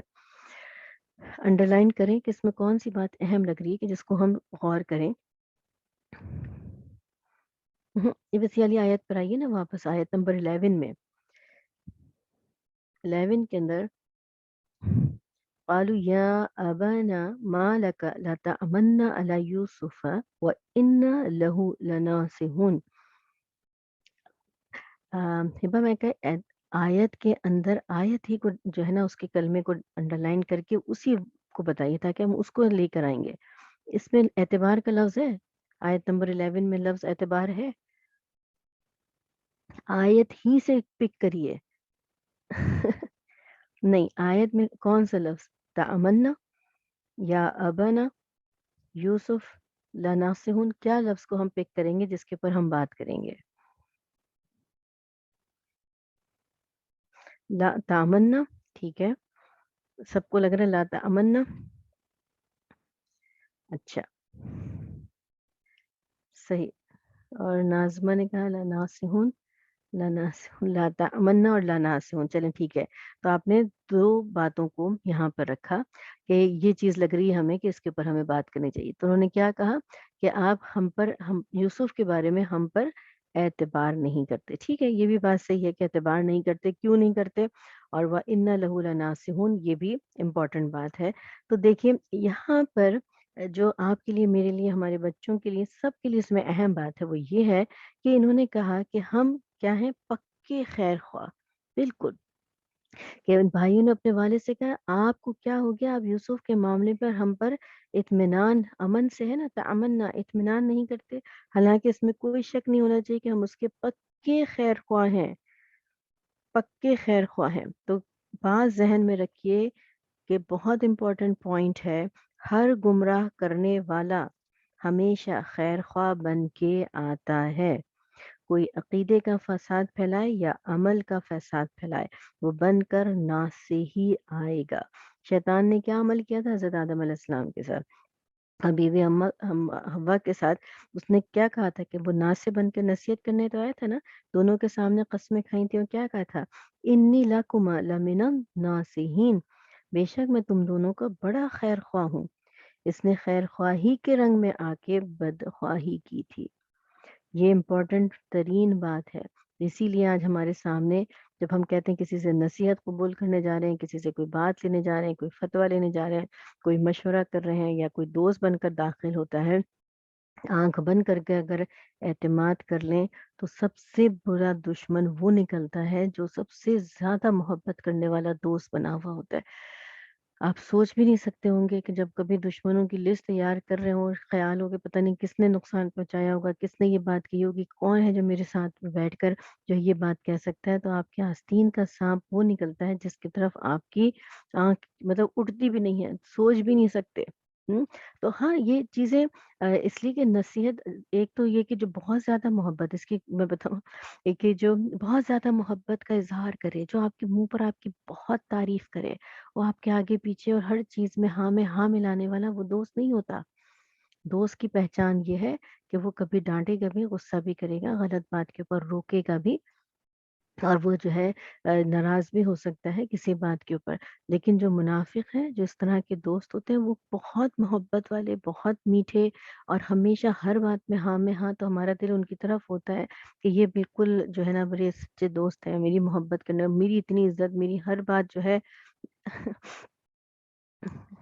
بالکل، تو یہ چیز جو ہے یاد رکھیں کہ ایسے کہ نصیحت بس ہم جو تم نے کہہ دیا بالکل صحیح، جو تم کہو گے وہی صحیح ہے، تمہاری بات ہی مانی جائے گی، ٹھیک ہے بالکل صحیح ہے، اس نے یہ بات کہی ہے نا تو اسی کے ساتھ ایسے کرنا ہے، تو ہم بڑے خوش ہو جاتے ہیں کہ یہ سب جو ہے میری بڑی عزت اور میری بڑی محبت اور میرے بڑے اچھے دوست۔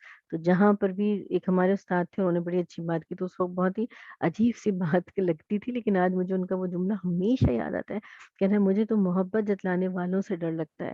تو ہم کہتے تھے کیسی عجیب سی بات کرتے ہیں، محبت جتلانے والوں سے ڈر لگتا ہے، لیکن زندگی میں اس چیز کو بہت اچھی طرح آزما لیا کہ جو منہ پر آ کر محبت کا اظہار کر رہا ہو، وہ سب اکثر و بیشتر جو ہے وہ منافقت ہی کے جو ہے زمرے میں آ رہا ہوتا ہے، بالکل۔ تو اس لیے آپ کو بھی پہچان کرنا ہے نا، تو اگر کوئی مجھے بہت محبت ہے، میں تو آپ کی بڑی عزت کرتی ہوں، میں آپ کے، ہوتا ہے جذبات اپنی ایک الگ چیز ہے، لیکن عمل سے ثابت ہونا چاہیے۔ یہ چیزیں ساری جو ہے نا عملاً ہونا چاہیے کہ کوئی محبت کر رہا ہے تو عملاً کر کے دکھائے۔ تو یہاں پر کیا چیز ہے کہ ہمیشہ گمراہ کرنے والا خیر خواہ بن کر آتا ہے۔ تو ایک نیک نوجوان کو دوست برے راستے پر لے جاتے ہیں، اگر کوئی جو دوست ہیں اگر لے جاتے ہیں، تو اگر برائی کی طرف لے جا رہے ہوتے ہیں تو یہ کہہ کے لے جاتے ہیں کہ چلو یہاں پر برائی ہے اور برائی کام کرنا ہے، نہیں، بس یہ جگہ ہے انجوائمنٹ کی ہے، تھوڑا سا انجوائے کر لو، گھر والوں کو بتانے کی ضرورت نہیں، پوچھنے کی کیا ضرورت ہے، اجازت کی بھی ضرورت نہیں ہے، اسکول ٹائم، کالج ٹائم، اسی ٹائم پر جائیں گے، اسی ٹائم پر واپس آ جائیں گے، اسی طرح بہکاتے ہیں نا دوست کہ دوستی ہے تمہیں انجوائے کرواتے ہیں، تمہیں لے کر چلتے ہیں، اور پھر ایک دوسرے پر اعتماد، اور ایک دفعہ اگر قدم بھٹکتا ہے یا آگے جاتا ہے تو پھر واپس آنا بڑا مشکل ہو جاتا ہے۔ بالکل یہ دوستوں کی جو ہے دعائیں کرنا چاہیے، اللہ ہماری اولادوں کو بھی نیک اور صالح دوست عطا فرمائے، اور ہماری اولادوں میں بھی نیکیوں کو اللہ جاری فرمائے کہ آپس میں ایک دوسرے کی محبت عطا فرمائے۔ تو یہاں پر جیسے بات ہوئی کہ خیر خواہ اور بدخواہ کی پہچان کیا ہونی چاہیے، جیسے آپ نے کہا نا کہ کیسے پتہ چلے کہ کون خیر خواہ ہے اور کون جو ہے وہ بدخواہ ہے، تو نیکی کی بات کرنے والا بھی خیر خواہ بن کے آتا ہے، برائی کی بات کرنے والا بھی خیر خواہ کی شکل میں آتا ہے۔ تو حقیقی خیر خواہ کون اور بدخواہی کرنے والا کون، تو اس کا فیصلہ قرآن پاک نے کیسے کر دیا؟ تمہارے اصل خیر خواہ انبیاء علیہم السلام تھے، جنہوں نے آ کر اپنی قوم سے کہا تھا انا لکم ناصح امین۔ انہوں نے بھی تو یہی بات کہی تھی نا کہ میں خیر خواہ اور امین بھی ہوں، تو انا لکم ناصح امین، تو اس میں امپورٹنٹ پوائنٹ کیا ہے ناسح امین کے اندر؟ ناسح امین کے اندر امپورٹنٹ ترین بات کیا ہے؟ انبیاء نے آ کے کہا کہ امین بالکل، تو اس سے پتا کیا چلا کہ جو خیر خواہ بنے مگر ہو بددیانت، تو اس کا مطلب یہ ہے کہ وہ گمراہ کرنے والا ہے. ٹھیک ہے، تو قرآن مجید نے دو الفاظ ناسحون امینون سے بات نکھر کر سامنے کیا لے کر آگے کہ جو خیر خواہی کا دعویٰ کرے گا کہ وہ کرنے کو کیا کہہ رہا ہے، اگر وہ راستے سے بھٹکا رہا ہے، نشے کی چیزوں پہ لگا رہا ہے، تعلیم سے ہٹا کر بری چیزوں میں لگا رہا ہے، تو یہ خائن ہے، امین نہیں ہے، کیونکہ وہ آپ کے وقت کو، آپ کی صلاحیتوں کو، سب چیزوں کو کہاں لے جا رہا ہے، بری راستے کی طرف لے کر جا رہا ہے. حضرت یوسف علیہ السلام کے بھائیوں نے کیا کہا تھا، وَإِنَّا لَهُ لَنَاصِحُونَ، حالانکہ دلوں میں خیانت تھی، امین نہیں تھے نا یہ. یہاں پہ ناصح تو تھے لیکن امین نہیں تھے. تو آپ کو اگر اپنے دوست کو آزمانا ہو ضرور آزمائیے. لوگ مجھے تو بڑا وہ کہتے ہیں، میں کہتی ہوں میں تو ضرور آزماتی ہوں. دو چار جملے، دو چار باتوں کے بعد میرے دل میں کسی کے لیے کیا ہے وہ تو میرے دل کی بات ہوتی ہے. سامنے والا چاہے کیسا بھی عمل کرتا رہے، ضروری نہیں ہوتا کہ اس کو ظاہر کیا جائے. آپ اپنی بات کسی کو کہہ دیجئے، راز کہہ دیجئے، اور 4 دن 5 دن کے بعد آپ کو وہ بات کہیں نہ کہیں سے ضرور تھوڑے دن میں پتہ چل جائے گی. یہ بات تو آپ نے کسی سے نہیں کہی تھی. تو کوئی ایک بات کہہ کر چیک کر لیجیے، پتہ چل جائے گا. اگر یہ امین ہے تو وہ بات کی حفاظت کرے گا، اور اگر امین نہیں ہے تو وہ بات کیا ہوگی، وہ لے جا کے دوسروں کو بتائے گا. تو اس طرح آزمایا جاتا ہے، ضرور آزما کر دیکھیے. اس کے بعد پھر اپنے دل میں جگہ کس کو کہاں دینی ہے وہ الگ جگہ ہوتی ہے. گھر میں مقام کیا ہے، مہمانوں کی حیثیت سے، اور محفل میں ملنا جلنا وہ اپنی جگہ ہے. ظاہری طور پر کوئی نہیں جانتا کہ کس کا دل میں کس کے لیے کیا جو ہے وہ مقام ہے. تو آپ نے پھر اس کو کس مقام پر رکھ کر لے کر چلنا ہے نا.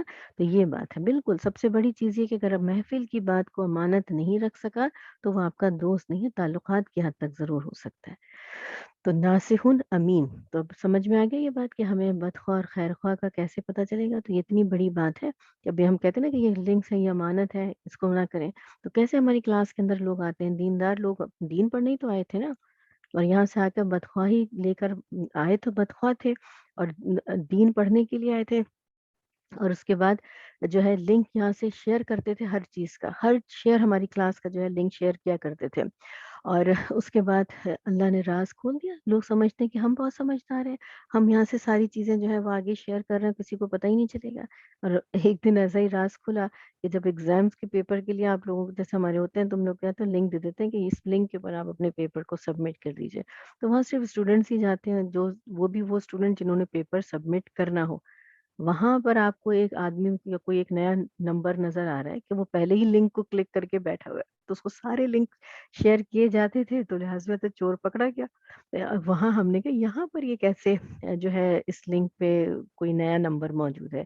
تب جا کے اللہ نے اس راز کو کھلوا دیا اور بتا دیا کہ یہ ہمارے درمیان بیٹھنے والے ایسے بھی لوگ ہوتے ہیں جو آتے ہیں یہاں پر دین کے نام پر، اللہ کے ذکر کے لیے، اللہ کی محفلوں میں بیٹھ کر بھی خیانت کرنے کے لیے آتے ہیں. ہم؟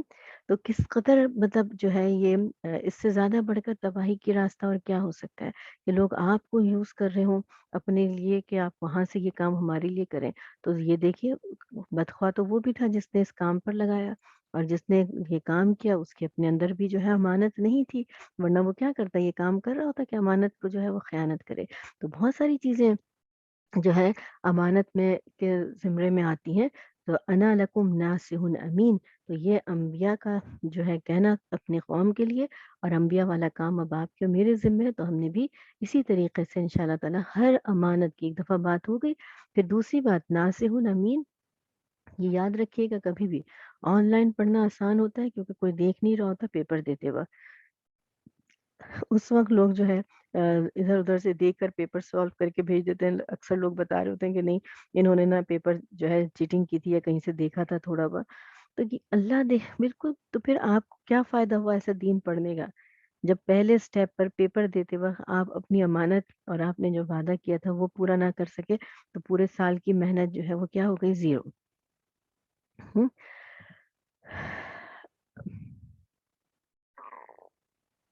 ٹھیک ہے، چلیں پھر آگے چلتے ہیں. آگے کی آیت میں کیا بات امپورٹنٹ ہے، ارسلہ معنا غدا یرتا ویلعب وان لہ لحافظون. تو اب ان کو ہمارے ساتھ بھیج دیجئے تاکہ کل یہ ہمارے ساتھ کیا کریں گے، کھیل کود کریں. ہم باہر جائیں گے اور یہ ہمارے ساتھ کھیل کود کریں، اور یقین رکھیں کہ ہم ان کی پوری حفاظت کریں گے۔ تو یعقوب علیہ السلام نے کیا کہا؟ یہاں پر یہ بات ہے، اول تو کھیل کود کی شرعی حیثیت کیا ہے اس کو دیکھیے۔ کھیلنے کے بارے میں شریعت نے حدود متعین کی ہیں۔ ایک ایسا مسئلہ ہے جو ذہنوں میں کلیئر نہیں ہوتا، اس لیے اس کی وضاحت کرنا ضروری ہے۔ بعض لوگ سمجھتے ہیں کہ دین اسلام میں کھیل کود کرنا ہے ہی نہیں، بلکہ بس دین اور اللہ رسول کا بس ذکر اور نماز اور روزہ ہے، ایسا نہیں ہے۔ شریعت نے جائز چیز کو جائز اور ناجائز کو ناجائز کہا ہے۔ کھیل کود کو جائز ہونے کے لیے 5 شرائط ہیں، ان کو یاد رکھیں کہ ایسا کھیل جس میں سطر کھلا ہوا نہیں ہونا چاہیے ہے، چنانچہ ہر وہ کھیل کود جس کے اندر انسان کا سطر ننگا ہوتا ہو وہ حرام ہے۔ تو آدھی رانیں ننگی ہیں، یہ حرام ہے۔ اب آپ دیکھیے جو کبڈی کھیل رہے ہوتے ہیں اس قدر گندا لباس ہے، اس میں لباس ہی نہیں ہوتا، بالکل برہنہ ہے، تو آپ کو کیا لگ رہا ہے کہ وہ گیم صحیح ہے؟ تو پہلی چیز جو ہے سطر کھلا ہوا نہ ہو تو وہ کھیلنا جائز ہے، اور ورنہ اگر سطر کھلا ہوا ہے تو وہ کھیلنا کیا ہے؟ وہ حرام ہے۔ مخلوط کھیل نہیں ہونا چاہیے۔ اب آپ دیکھ رہے ہیں کرکٹ ٹیم لڑکے لڑکیوں کے ساتھ بنا دی گئی ہے، پہلے لڑکے کھیلتے تھے، اب لڑکیاں لڑکے بھی گیم ساتھ کھیل رہے ہیں، ہر چیز ہے، تو یہ کیا چیز ہے؟ یہ صحیح ہے؟ اسی طرح اگر سوئمنگ ہے تو اس میں بھی اگر مرد حصہ لے رہے ہیں، عورتیں بھی حصہ لے رہی ہیں، مخلوط کھیل ہے، یہ بھی جائز نہیں ہے۔ پھر کھیل میں اگر موسیقی کا استعمال ہو رہا ہو، اگر موسیقی کا استعمال ہوگا تو وہ جائز کھیل بھی کیا ہو جائے گا؟ وہ حرام ہو جائے گا۔ تو اپنے گھروں کے اندر بھی ان سب چیزوں سے جو ہے محفوظ رہنا چاہیے کہ میوزک کو زندگی سے نکالنے کی پوری کوشش کیجیے۔ ناچنا کودنا، کرکٹ کھیل رہے ہیں، اگر وہ گیم ایک طرح سے جائز ہے، چلیں سطر بھی ہے اور مرد کھیل رہے ہیں، لیکن وہاں پر اس کے بعد ناچ کود، اب تو پورے پورے کانسرٹ ہو رہے ہیں، کرکٹ میچ ہو رہا ہے، تو وہ حلال کو حرام کر دینا، اس کو جو ہے وہ شامل کر دیتا ہے، تو یہ بھی حرام ہے۔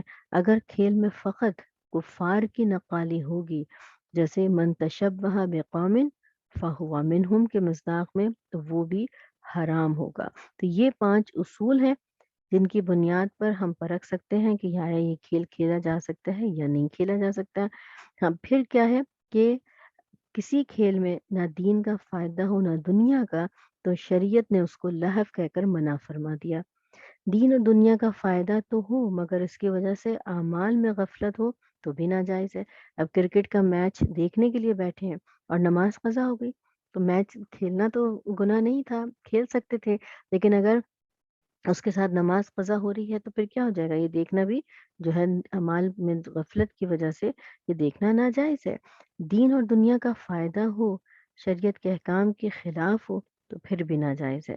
تو کیا دیکھیں گے کہ نماز قضا نہیں ہو رہی ہو، مخلوط مجمع نہ ہو، موسیقی نہ ہو، ناچ گانا اس کے اندر نہ ہو، تو پھر یہ سب چیزیں جو ہیں وہ گیم کھیلنا جائز ہے۔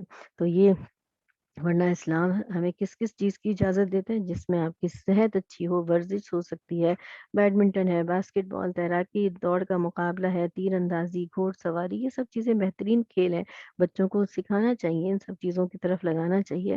آپ آج کل ورزش کی بات کریں، میوزک میں سب سے بڑی لعنت جو ایک طرح سے ہے وہ یوگا کی ہے، جو اس کو صحت کے اس میں لگا دیا، اور وہ ہندوؤں کا جو ہے وہ مذہبی ایک طرح سے وہ ہے یوگا جو ہے، وہ ہندو اپنے روحانیت کو بڑھانے کے لیے کرتے ہیں، اور آج ہمارے درمیان جو ہے وہ ورزش کے نام پر جو ہے وہ شامل کر دیا گیا۔ یہ بہت ساری چیزیں جو ہے اس طرح سے حرام ہو جاتی ہیں۔ تو بہرحال دین اسلام نے ورزش والے اور جسم کو نفع پہنچانے والے تمام کھیل کھیلنے کی اجازت دی ہے، اور ایسے کھیل ہی فائدہ دیتے ہیں، اس لیے جو ہے جو بھی ورزش والے گیم ہو سکتے ہیں کھیلیں۔ تو خواتین کے لیے سوئمنگ بھی اچھی ہے، لیکن سطر کے ساتھ ماشاءاللہ جو ہے وہ سوئمنگ کاسٹیومس ایسے ہوتے ہیں، آپ ان کے ساتھ خواتین ہی خواتین ہیں تو ضرور سوئمنگ کرنا چاہیے۔ ایسے جو بھی گیمس ہیں جس میں آپ کو باڈی جو ہے ایکٹیو ہو، ورزش ہو سکتی ہے، تو وہ ضرور کھیلنا چاہیے، اس سے منع نہیں کیا۔ یہاں پر ایک بات اور دیکھیں کہ جب کہا قال انی لیحزننی، اس پہ بڑے اہم بات کو ذرا سمجھیے گا۔ قال انی لیحزننی ان تذهبوا به واخاف ان یاکلوه الذئب وانتم عنه غافلون۔ ان کو کیسے پتا چلا کہ اگر تم ان کو لے جاؤ گے تو اس کو بھی سکتا ہے، اور یا اس کے لے جانے سے مجھے غم پہنچے گا۔ انی لیحزننی ان تذهبوا به، تم اسے لے جاؤ گے تو مجھے غم ہوگا۔ تو باہر کھیلنے جائیں بچے یا کہیں گھومنے جائیں، پکنک پارٹی پہ جائیں، تو اس میں غم کی کیا بات ہو سکتی ہے؟ کیا ذہن میں تھا؟ کیوں حضرت یعقوب علیہ السلام یہ انہوں نے کہا کہ مجھے غم ہوگا؟ بالکل، کیونکہ وہ ان کی نیت کو پہچانتے تھے۔ اور نیت کو کیسے پہچانتے تھے؟ اس لیے کہ اللہ تعالیٰ نے ان کو فراست مومنانہ عطا کی ہوئی تھی۔ یہ کیا ہوتی ہے مومنانہ فراست؟ کہ انہوں نے اس کی بنیاد پر کہا کہ اگر تم اسے لے جاؤ گے تو مجھے اس کی جدائی کا غم ہوگا، اور مجھے اندیشہ ہے کہ کسی وقت جب تم اس کی طرف سے غافل ہو تو کوئی بھیڑیا اسے کھا جائے۔ کیوں؟ اس لیے کہ عام طور پر ایسا ہے کہ بڑوں کے ساتھ چھوٹے جاتے ہیں تو بڑے تھوڑی دیر کے لیے تو خیال رکھتے ہیں، پھر اپنے کھانے پینے بھاگ دوڑ میں گیم میں لگ جائیں تو پھر اس سے جو ہے وہ بچوں کی طرف سے توجہ ہٹ جاتی ہے۔ تو حضرت یعقوب علیہ السلام اس بات کو سمجھ گئے تھے کہ یہ بھائی جو ہے اپنے اس بھائی سے غافل ہو سکتے ہیں، اور اس کے نتیجے میں کیا ہے، جنگل میں جا رہے ہیں تو کوئی بھیڑیا ان کو کھا سکتا ہے۔ تو اس لیے فرمایا انی لاہیا ظنونی، مجھے غم ہوگا، کیونکہ محبوب کو غم پہنچے تو بھی غم ہوتا ہے، اور غم پہنچنے کی توقع ہو تو بھی دل مغموم ہوتا ہے۔ تو مطلب کیا بات ہے اس کے اندر، کہ اگر وہاں پر وہ جو ہے اکیلے بچے کو چھوڑ کر چلے گئے کہیں، اور کھیل کود میں دوڑ کر وہ اکیلے وہاں پر بیٹھے ڈر رہے ہوں گے، ان کو غم پہنچ سکتا ہے، تنہائی کا، بچے ہیں چھوٹے ہیں، تو اس کو تصور کر کے کہ میں غمگین ہوں گا کہ میرا محبوب جو ہے وہ غم میں ہے، ایک تو یہ وجہ ہے، اور دوسرا کہ اگر غم پہنچنے کی توقع ہو تو پہلے سے دل مغموم ہو چکا ہوتا ہے۔ تو یہی ہے کہ بیماری شروع نہیں ہوئی ہوتی اور وہ پہلے ہی پریشان ہو جاتی ہے، ماں کا یہ حال ہوتا ہے نا، ذرا سا زکام کھانسی کچھ تو بھی ایسا نہ ہو بچہ زیادہ بیمار ہو جائے، تو یہ حزن کہلاتا ہے، وقت سے پہلے بھی جو کوئی پریشانی آ جائے۔ یہاں پر لا تحزن ان اللہ معنا، تو یہ جب رسول اللہ صلی اللہ علیہ وسلم اللہ تعالیٰ نے یہ کیفیت کو بیان کیا، تو یہاں ایک دلیل جو ہے بیان کرنا چاہوں گی میں اس کو کلیئر پوائنٹ کو، کہ رسول اللہ صلی اللہ علیہ وسلم بالکل، تو حضرت ابو بکر صدیق رضی اللہ تعالیٰ عنہ کی شان میں جو ہے کمی کرنے والے جو ہیں، جو خلفۂ راشدین سے جو ہے وہ حسد رکھتے ہیں اور ان کی شان میں جو ہے وہ کوئی نہ کوئی ایسی بات کہتے ہیں تاکہ ان کی شان کو کم کیا جا سکے، تو یہاں پہ وہ کہتے ہیں کہ سیدنا صدیق اکبر رضی اللہ تعالیٰ عنہ نبی کریم صلی اللہ علیہ وسلم کے ساتھ جب غار رسول میں تھے تو ان کے دل میں ایک غم تھا کہ کہیں کفار پکڑ نہ لیں اور میرے آقا کو کوئی ایزا نہ پہنچائے۔ تو اس غم کی کیفیت کو دیکھ کر نبی کریم صلی اللہ علیہ وسلم نے فرمایا تھا نا، لا تحزن ان اللہ معنا، تو اس آیت کو سامنے رکھ کر جو ہے، جو حاسد ہیں، جو خلفۂ راشدین کو برا بھلا کہتے ہیں، تبرہ پڑھتے ہیں، وہ کیا کہتے ہیں کہ صدیق اکبر رضی اللہ تعالیٰ عنہ معاذ اللہ نعوذ باللہ بزدل تھے، چھوٹے دل والے تھے، جبکہ حضرت علی رضی اللہ تعالیٰ عنہ بہت بہادر تھے۔ تو حزن جو ہے اس لفظ سے جو ہے انہوں نے بزدلی والا مطلب نکالا کہ لا تحزن ان اللہ معنا، حالانکہ یہ بات بالکل غلط اور بالکل غلط مطلب اس کا نکالا گیا ہے۔ محبوب کی جدائی، یہاں پر اس کی گہرائی کیا ہے، محبوب کی جدائی ہو یا محبوب سے بعد ہو یا دوری ہو، یا محبوب کو تکلیف پہنچنے کا اندیشہ ہو، تو غم کا ملنا فطری چیز ہے۔ یہ اس آیت کے اندر کہ لا تحزن ان اللہ معنا، تو حضور اکرم صلی اللہ علیہ وسلم سے حضرت ابوبکر صدیق رضی اللہ تعالیٰ عنہ کی انتہائی محبت کا اظہار ہے، تو اس کا رخ بدل کر آپ چاہیں تو جیسے بدل دیں، تو دیکھیں تفسیر کیسے کر سکتے ہیں نا۔ تو یہاں پر اس سلسلے میں جو ہے یہ کلیئر، اسی لیے میں کہنا چاہتی تھی کہ اس کو ذرا دیکھیں کہ تحزن کے اندر کیا ہے، کہ محبوب کو غم پہنچے تو بھی غم ہے، اور غم پہنچنے کی توقع ہو تو بھی دل مغموم ہوتا ہے، تو حزن اسے کہتے ہیں۔ تو بہرحال یہ تو پوائنٹ تھا، اس کو ضرور جو ہے سمجھنا تھا۔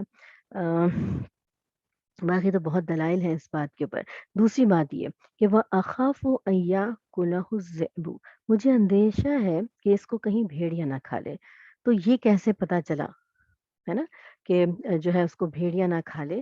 تو حضرت یعقوب علیہ السلام کی فراست کہ وہ پہچان گئے، تو یہ فراست مومن کو تقوی کی وجہ سے ملتی ہے۔ نبی کریم صلی اللہ علیہ وسلم نے فرمایا اتقوا فراست المؤمن فإنه ينظر بنور اللہ، مومن کی فراست سے ڈرو، وہ اللہ کے نور سے دیکھتا ہے۔ کتنی بڑی بات ہے نا؟ تو کتابوں میں 3 لوگوں کی فراست بڑی عجیب تھی۔ عزیز مصر کی فراست، عزیز مصر نے کیا کہا تھا؟ حضرت یوسف علیہ السلام کو دیکھتے ہی اس نے پہچان لیا تھا کہ یہ بڑی صفات والا بچہ ہے۔ اپنی بیوی سے کیا کہا تھا کہ اسے اچھے انداز سے رکھنا، ہمیں اس سے فائدہ ہوگا۔ پھر دوسرا، فرعون کی بیوی کی فراست، فا را الف اور سین تے فراست ایسے ہیں۔ فراست کہ اس نے حضرت موسیٰ علیہ السلام کو دیکھ کر پہچان لیا تھا، اور اس نے کیا کہا تھا؟ انہوں نے کہا تھا عسیٰ ان ینفعنا او نتخذہ ولدا۔ سیدنا صدیق اکبر رضی اللہ تعالیٰ عنہ کی فراست کہ حضرت عمر رضی اللہ تعالیٰ عنہ کو پہچان لیا تھا کہ اگر میں اپنے بعد ان کو خلیفہ بناؤں تو یہ اسلام کے مضبوط ہونے میں مدد دیں گے۔ ان تینوں کی فراست تو بڑی عجیب تھی، لیکن ان کے ساتھ 2 اور ہستیوں کی فراست بھی عجیب ہے، اور اس طرح 3 اور 2 ملا کر 5 ہستیاں بنتی ہیں۔ حضرت شعیب علیہ السلام کی بیٹی کی فراست کہ جب انہوں نے حضرت موسیٰ علیہ السلام کو دیکھا تھا تو والد کو جا کر کیا رپورٹ دی تھی؟ انہ قوی امین، بے شک وہ نوجوان بڑا قوی اور بڑا امانت دار ہے۔ تو انہوں نے پہچان لیا تھا نا کہ اس نوجوان کے اندر بڑی پاک دامنی ہے اور یہ کتنا قوی ہے، تو اپنے فرائض کو اچھے طریقے سے جو ہے وہ انجام تک پہنچائیں گے اور احساس کرنے والے ہیں۔ اور دوسری سب سے بڑی ہستی پہچان جو اس کی جو ہے نا، اس وقت سے پہلے کسی چیز کو پہچان لیا کہ یہ چیز ہونے والی ہے، تو جو چیز نظر نہیں آ رہی تو کیا چیز تھی؟ عزیز مصر نے حضرت یوسف علیہ السلام کو دیکھا تھا تو ان کے کیا چیز نظر آ گئی تھی کہ یہ وقت سے پہلے پہچان گئے کہ ان کے اندر کوئی خوبی ہے، یہ آگے فائدہ پہنچانے والے ہوں گے۔ تو سب سے بڑی بات جو ہے، سب سے بڑی ہستی وہ کون ہے؟ جو لکھا کہیں نہیں کتابوں میں، لیکن ان کی فراست پہ جان قربان، وہ کون تھی؟ حضرت خدیجۃ الکبریٰ رضی اللہ تعالیٰ عنہا۔ انہوں نے کیسے پہچانا تھا رسول اللہ صلی اللہ علیہ وسلم کو؟ نکاح کا پیغام کس وقت بھیجا تھا؟ اس وقت آپ صلی اللہ علیہ وسلم کی کیا جو ہے وہ پہچان تھی، عمر کیا تھی، ان میں کیا تھی؟ فراست اسے کہتے ہیں کہ پہچان گئی تھی کہ ان میں وہ خوبی ہے۔ تو امین ہونا سب سے بڑی خوبیوں میں خوبی ہے۔ اور حضرت خدیجہ رضی اللہ تعالیٰ عنہ نے کی فراست کہ انہوں نے محمد بن عبداللہ کو پہچانا کہ یہ آنے والے وقت میں محمد رسول اللہ بن جائیں گے۔ امین کا ہونا، انہوں نے نکاح کا پیغام بھیجا، اسے فراست کہتے ہیں کہ سلیکشن کرنا کسی چیز کا، ہم کہتے ہیں نا سلیکٹ کر رہے ہیں، پہچان کے کہ اس میں یہ خوبی ہے۔ تو سب سے زیادہ خوبی جو ہوگی وہ کس کو کبھی بھی جو ہے آپ نے سلیکٹ کرنا ہے؟ امین، امانت دار۔ کبھی امانت کو رکھوا کر دیکھیے، آزما کر دیکھیے کہ وہ شخص امین ہے کہ نہیں۔ اگر امین ہے تو دوست بھی اچھا ہوگا، کولیگ بھی اچھا ہوگا، اور ہر کام کے لیے جو ہے اس میں جو ہے ہمیں خوبی نظر آئے گی۔ حضرت عمر رضی اللہ عنہ، اب فراست کو سمجھنا ہے نا تو یہ قصے کو ذرا دیکھیں کہ حضرت عمر رضی اللہ عنہ کی فراست کا واقعہ ہے۔ ایک عورت ان کے پاس آئی اور کہنے لگی، امیر المومنین، میرا خاوند ساری رات تہجد پڑھتا ہے اور سارا دن روزہ رکھتا ہے۔ اور یہ کہنے کے بعد وہ چلی گئی۔ اب لوگ بڑے حیران ہوئے کہ یہ آئی ہے اور اپنے خاوند کی تعریف کر کے چلی گئی۔ ہم؟ امیر المومنین نے پہچان لیا اور فرمایا، نہیں، وہ شکوہ کر کے گئی ہے۔ کسی نے پوچھا وہ کیسے؟ یہ شکوہ کیسے؟ اس میں تو تعریف ہے۔ تو آپ نے فرمایا، اگر وہ ساری رات تہجد پڑھے گا، سارا دن روزہ رکھے گا، تو گھر والوں کے لیے وقت کب نکالے گا؟ چنانچہ انہوں نے ابی بن کعب رضی اللہ تعالیٰ عنہ کو جو اس وقت کے قاضی تھے فرمایا کہ اس کا فیصلہ کرو۔ انہوں نے اس کے خاوند کو بلایا، فرمایا، بھئی آپ بڑے عبادت گزار ہیں۔ ان کا ہاں کوشش تو کرتا ہوں۔ اس پر قاضی نے فرمایا، 3 دن تک رات کو تہجد پڑھیں اور دن میں روزہ رکھیں، مگر چوتھے دن ان کاموں سے چھٹی کریں اور گھر والوں کے ساتھ ٹائم گزاریں۔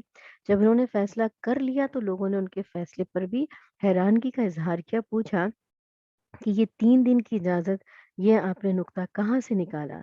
تو انہوں نے کہا، دیکھو، اللہ تعالیٰ نے ایک مرد کو ایک وقت میں زیادہ سے زیادہ 4 شادیوں کی اجازت دی ہے۔ چنانچہ اگر کسی آدمی کی 4 شادیاں ہوں تو ہر بیوی کی باری ہر چوتھے دن آئے گی۔ اس لیے میں نے کہا کہ تم 3 دن تو اپنی مرضی سے گزار سکتے ہو، لیکن چوتھا دن تمہیں اپنے اہل خانہ کو دینا پڑے گا۔ تو یہ ہے فراست مومنانہ، جس سے انسان فیصلہ کرتا ہے، اور یہ کس بنیاد پر ملتی ہے؟ فراست کسے ملے گی؟ جو تقوی اختیار کرے گا۔ تو کون نہیں چاہتا کہ یہ فراست ملے؟ سامنے آنکھوں کے کچھ ہے اور نظر کچھ اور آ رہا ہوتا ہے، کہنے والا کچھ اور کہتا ہے، سمجھنے والا کچھ اور سمجھ رہا ہوتا ہے، سامنے والا دھوکا بھی دینے کی کوشش کرتا ہے، تو اللہ تعالیٰ جو ہے وہ اندر کی آنکھیں جیسے کہتے ہیں نا کھول دیتا ہے، دکھا دیتا ہے کہ یہ جتنا خیر خواہ بن رہا ہے اس کے اندر کی بدخواہی جو ہے وہ اللہ تعالیٰ کھول کر سامنے رکھ دیتے ہیں۔ تو تقوی کی بنیاد پر یہ نور اللہ تعالیٰ عطا فرماتے ہیں۔ تو پھر کون نہیں چاہتا کہ یہ عطا ہو؟ کون اپنی زندگی کا سکون نہیں چاہتا؟ کون نہیں چاہتا کہ پہچان ہو جائے کہ یہ حق ہے، یہ باطل ہے؟ تو بہت ہی واقعات ہیں انشاءاللہ، پھر کسی دن اگر زندگی رہی تو یاد دلائیے گا، یہ کورس کے بعد اگر ہوا تو پھر ایک دو اور بھی واقعات ایسے ہیں جس میں جو ہے فراست جو ہے وہ بتائی گئی ہے۔ ہاں، امام ابو حنیفہ رحمۃ اللہ علیہ کی فراست کا بتاتی ہوں، باقی دو اور واقعات چھوڑ دیتی ہوں۔ امام اعظم ابو حنیفہ رحمۃ اللہ علیہ کو بھی اللہ تعالیٰ نے بڑی فراست مومنانہ عطا کی تھی۔ ایک مرتبہ ایک عورت ان کے پاس آئی اور اس نے ایک سیب بھیجا جو ہلکے سرخ رنگ کا تھا۔ امام اعظم رحمۃ اللہ علیہ چونکہ مجلس میں تھے، وہاں سے اٹھ نہیں سکتے تھے، اس لیے انہوں نے سیب کو کاٹا اور اس عورت کو واپس بھیج دیا۔ ان کے شاگرد سارا دن سوچتے رہے کہ عورت نے سیب کیوں بھجوایا اور امام صاحب نے کاٹ کر واپس کیوں بھجوایا۔ بالآخر انہوں نے امام صاحب سے پوچھا، حضرت اس کی کیا وجہ ہے؟ انہوں نے فرمایا، وہ عورت مجھ سے حیض کا مسئلہ پوچھنے آئی تھی، اس وقت مجلس لگی ہوئی تھی، اس لیے وہ شرم کی وجہ سے پوچھ نہ سکی، چنانچہ اس نے مجھے سیب بھجوایا۔ اس سیب کا رنگ ہلکا سرخ تھا، جیسے ہلکا سا دھبا ہوتا ہے، تو وہ مجھ سے پوچھنا چاہتی تھی کیا عورت اس وقت پاک ہو سکتی ہے؟ جب صرف دھبا تک نوبت آئے تو میں نے اس کے جواب میں سیب کو کاٹ کے بھیجا کہ نہیں، جب تک سیب کے اندر کی سفیدی کی طرح سفیدی نہیں ہو جاتی اس وقت تک پاک نہیں ہو سکتی۔ اب دیکھیے کیسی سمجھ اور کیسے جواب، تو یہ باتیں ہیں کہ اس سے جواب بھی ایسے ہی مل گیا، اور ان کے جو ہے سوال پوچھنے والوں کا سب پوچھنے کا انداز بھی کتنا خوبصورت، کیا زمانہ ہوگا اور کس قدر سمجھدار لوگ آج ہمارے سامنے، لوگ بات بھی کہیں تو ہم کہتے ہیں ادھوری بات کے اوپر جھگڑے ہو جاتے ہیں گھر میں، کیونکہ آدھی بات سنی تھی اور آدھی اپنی عقل سے ہم سمجھ رہے تھے، تو اس لیے جو ہے وہ مسائل کھڑے ہوئے۔ تو پھر کہاں کمی ہے؟ فراست کی نا، مومنانہ فراست کی کمی کی وجہ سے پوری جملے سن کر بھی آدھی بات ہم سمجھ رہے ہوتے ہیں۔ تو پھر ہم اپنا خود ہی محاسبہ کریں اور خود دیکھیں کہ ہمارے اندر تقوی ہے یا کتنی کمی ہے اللہ کے خوف کی، کتنی کمی ہے اعمالوں کی کہ ہمیں جو ہے سنی ہوئی بات بھی سمجھ میں نہیں آ رہی ہوتی، اور یہ کیسے ایمان والے لوگ تھے، کیسی محفل تھی اور کیسے جو ہے وہ بات کو سمجھا کرتے تھے۔ تو بہرحال کافی جو ہے ایسے واقعات ہیں جو ہے اس میں جو ہم بات کرتے چلے جائیں تو وقت ہی نہ مطلب وقت کم پڑ جائے۔ تو بہرحال یہاں تک ایک بات ہمارے سامنے ہو گئی، وَأَنْتُمْ عَنْهُ غَافِلُونَ، تم اس کی طرف سے غافل ہو جاؤ۔ تو غفلت کیا ہے؟ غفلت جو ہے، دیکھیں کہ یہاں پر ایک نقطہ سمجھنے کا ہے کہ حضرت یعقوب علیہ السلام نے یہ نہیں فرمایا کہ کہیں تم جو ہے اپنے بھائی کے ساتھ ظلم کر بیٹھو، کہیں اس کے ساتھ زیادتی کر بیٹھو، بلکہ غفلت کا لفظ استعمال فرمایا، اس لیے کہ غفلت سے جو گناہ کیا جاتا ہے اس کی وجہ سے انسان غافل ہی کہلاتا ہے، ظالم نہیں کہلاتا۔ تو یہاں پر جو ہے غفلت ہمیشہ جھگڑے، ندامت اور عذاب کا سبب بنتی ہے، ہوتا ہے نا غفلت کی وجہ سے کہ بھول گئے یا غافل ہو گئے یا یہ کام نہیں کیا، اس کے بعد جو ہے کوئی نہ کوئی مسائل کھڑے ہوئے، تو اللہ رب العزت قرآن مجید میں فرماتے ہیں وَلَا تَكُن مِّنَ الْغَافِلِينَ، تو نہ ہو جانا ان لوگوں میں سے جو غفلت میں پڑے رہے۔ تو جہاں پر غفلت ہے وہاں پر کیا ہے؟ جھگڑے ہیں۔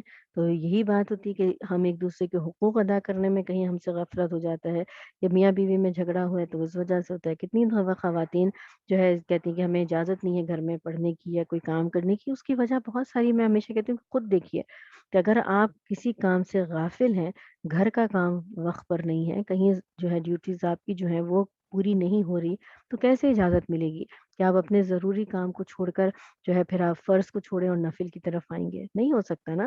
تو لہٰذا جہاں کام غافل نہیں ہے، غفلت نہیں ہے، آپ کو پتہ ہے کہ آپ کا پورے گھر کے کام 24 آورس میں جو کام کرنا تھا تو اس کو آپ نے کر لیا۔ اب ہم دن میں اگر کلاسز لے رہے ہیں تو ہمارے پاس کوئی نوکر چاکر تو نہیں ہے جو آ کر ہمارے گھر کے کام کریں گے، تو ہم جو صبح کا کام ہے وہ ہمیں رات میں سمیٹنا ہوتا ہے، یا پھر یہ کہ دوپہر میں فٹافٹ جا کر کوئی کام کرنا ہوگا تو پہلے سے پلان کر کے کہ یہ پکانا ہے، یہ کام ہے، یہ چیزیں کرنی ہے۔ تو اگر آپ آرگنائز ہیں، ٹائم مینجمنٹ ہے، غفلت نہیں ہے، تو پھر ہر کام آپ وقت پہ کریں تو پھر کوئی کیوں جو ہے وہ اعتراض کرے گا؟ ہر کام کی اپنی ایک ذمہ داری ہے، تو جہاں ایسی ذمہ داری آ گئی کہ جس کو ہم بالکل بھی جو ہے وہ نہیں چھوڑ سکتے تو پھر کلاس کو چھوڑنا پڑتا ہے، اور جہاں پر گھر کے کاموں کو پرائورٹی دینا ہے تو یہ کلاس کو ہمیں کر کے بعد میں کر لیا، لیکن جہاں غفلت ہو، شوق ہو کہ نہیں بس یہیں رہیں گے اور گھر کے کاموں میں غفلت ہے، تو وہاں پرمیشن کا نہ ملنا لازم ہے، پھر اللہ تعالیٰ کی طرف سے پکڑ گھر والوں کی نہیں ہوگی، آپ کی ہوگی، صحیح ہے؟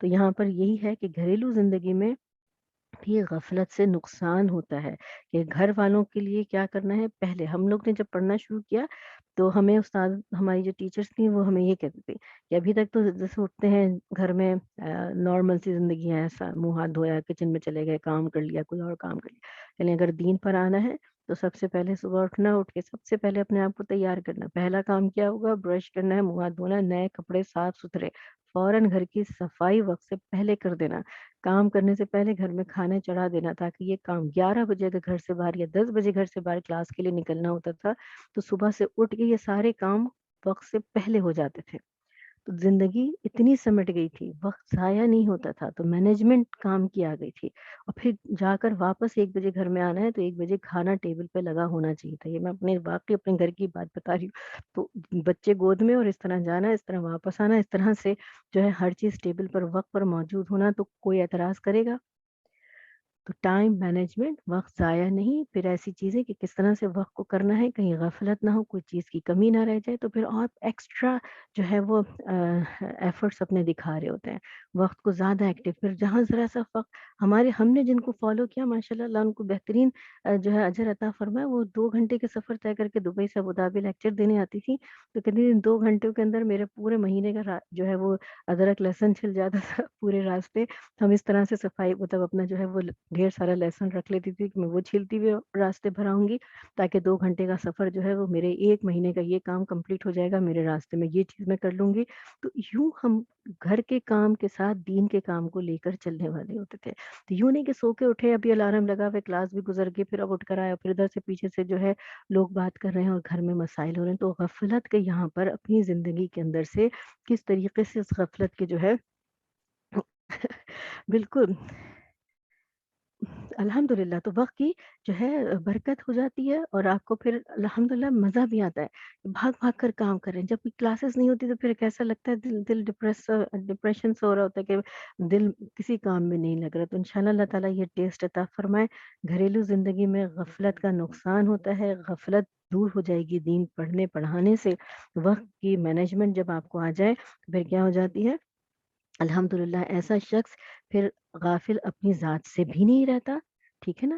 اور پھر اس دوسری چیز کیا ہے کہ وہ دوسروں کا خیال کرنے والا ہوتا ہے، اتنا وقت میں جو ہے آ، کیا کہنا چاہیے کہ آپ کی برکت ہوتی ہے، آپ پھر اپنی ہی ذمہ داریوں کو نہیں اٹھا رہے ہوتے، پھر آپ دوسروں کی ذمہ داریاں بھی اٹھا رہے ہوتے ہیں۔ آج ہمارے پاس وقت نہیں ہوتا نا کہ ہم دوسروں کی خبر گیری کر سکیں، تو انشاءاللہ تعالیٰ اگر اس غفلت کے پردے ہماری زندگی سے اٹھ جائیں تو ہمیں کتنا فائدہ ہوگا انشاءاللہ تعالیٰ۔ ایسا ایکٹیو بندہ سارا دن تھک کر رات کو بستر پہ جائیں تو سکون کی نیند آتی ہے، اور سارا دن آرام سے ہی بیٹھے رہیں تو پھر رات کو نیند نہیں آتی، آج سب کو شکایت ہی ہوتی نا، رات کو نیند نہیں آتی، دیر سے سوتے ہیں تو اس لیے صبح اٹھا نہیں جاتا، سارا سسٹم جو ہے وہ اپسیٹ ہے اس وجہ سے کہ ہم نے وقت کی قدر نہیں کی، تو وَلَا تَكُن مِّنَ الْغَافِلِينَ، تو کیا چیز ہے، والدین کو اولاد سے کیا شکوہ ہوتا ہے کہ جب سے شادی کی ہمیں تو شکل ہی نہیں دکھائی، ہے نا؟ اگر ایسا ہے تو پھر بھی ہمیں جو ہے اولاد کو کیا کرنا چاہیے، والدین کا خیال کرنا چاہیے، اگر بیوی بچے ہیں تو پھر ان کی ذمہ داری کو ساتھ ساتھ جو ہے وہ وہاں پہ غفلت نہیں ہو، ہر چیز کی اگر ایک مینجمنٹ ہو، بہت اچھے اچھے گھرانے ایسے دیکھے ہیں جو میں یہاں پر یہ بات کو رکھوں گی کہ ایک مینجمنٹ ان کے گھر میں یہ ہے کہ سیٹرڈے بہو کا جو ہے میکے جانا ہے، ٹھیک ہے، ہر حال میں سیٹرڈے ساری بہنیں مطلب بڑا اچھا خاندان ہے، بڑا اچھا کہ ان کے سیٹرڈے کنفرم ہے، دنیا ادھر کی ادھر ہو جائے کچھ بھی ہو جائے لڑکیوں کو میکے ایوری سیٹرڈے جانا ہی جانا ہوتا ہے، تو اس میں کوئی جھگڑا ہوگا؟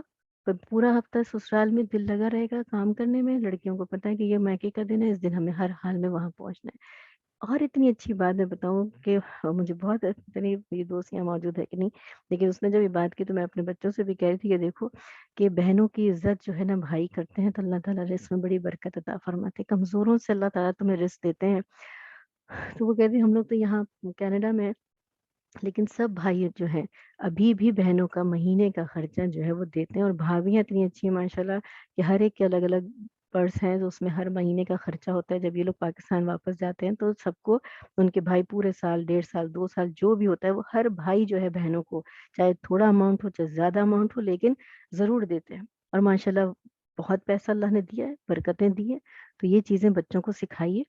ये भी जो है छोटे-छोटे हुकूक से गफ़लत जब करते हैं, तो उससे बड़े-बड़े नुकसान हम देख रहे होते हैं। थोड़ा-सा भी अमाउंट हो बहन के लिए भाई के हिस्सा ज़रूर होना चाहिए।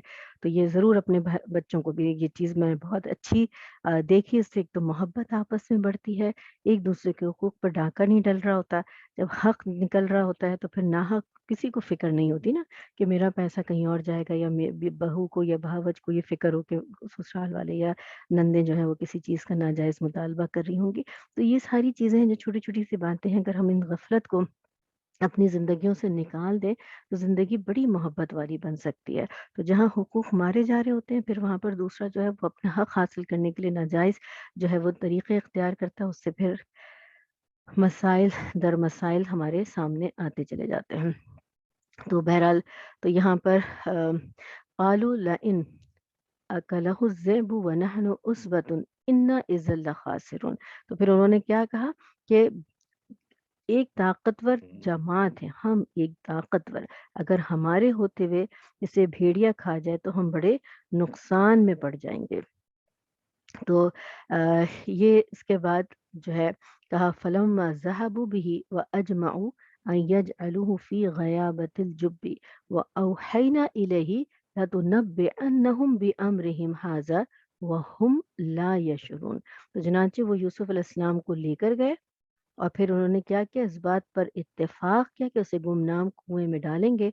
और उस वक़्त हमने, अब यहाँ पर देखिए व औहैना इलैहि, और हमने वही की यूसुफ अलैहिस्सलाम को कि एक वक़्त आएगा जब तुम अपने भाइयों को उनकी ये हरकत जतलाओगे। लतुनब्बिअन्नहुम, ज़रूर ब-ज़रूर, और हालाँकि वो तुम्हारे मुतालिक कुछ नहीं जानते होंगे। तो देखें कि यहाँ पर लतुनब्बिअन्नहुम, तुम इन सब को जतलाओगे, ज़रूर ब-ज़रूर बतलाओगे। तो बेटों ने हज़रत याकूब अलैहिस्सलाम से कहा कि हमारे साथ भेजें, हमारी मौजूदगी में भेड़िया खा जाए, तो हम तो वाक़ई गए गुज़रे होंगे, तो क्या यकीन करेंगे? हुँ? कि जो है इतनी दावे के साथ भाई को ले जा रहे हैं तो ज़रूर उनका ख़्याल रखेंगे। चुनांचे जब हज़रत यूसुफ़ अलैहिस्सलाम को साथ ले गए तो अपना प्रोग्राम तो वो पहले ही बना चुके थे ना।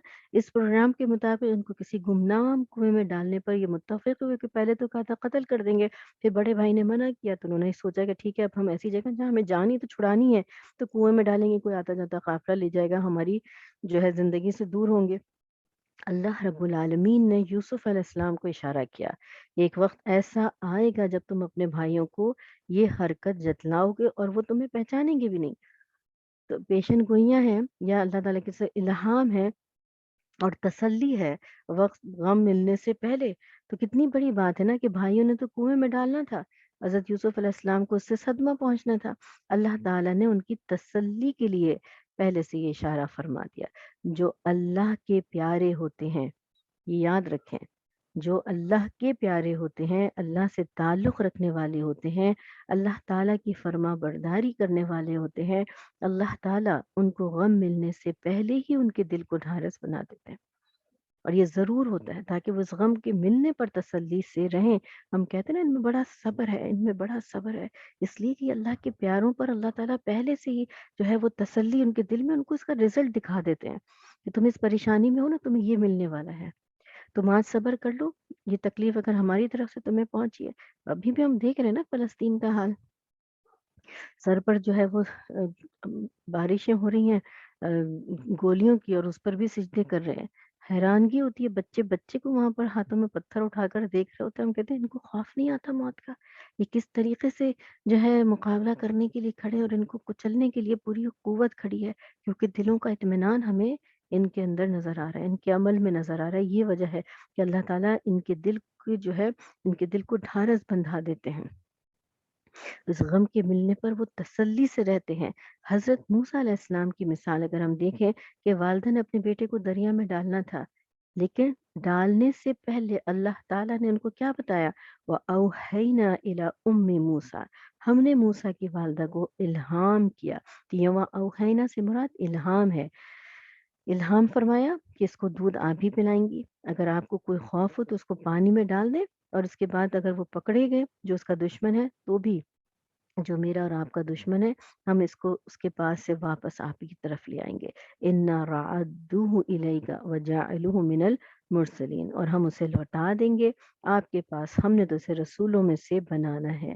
تو ایک تو غم کی بات کہی، دوسری طرف غم ملنے سے پہلے اللہ تعالیٰ نے ان کے دل کو تسلی دی۔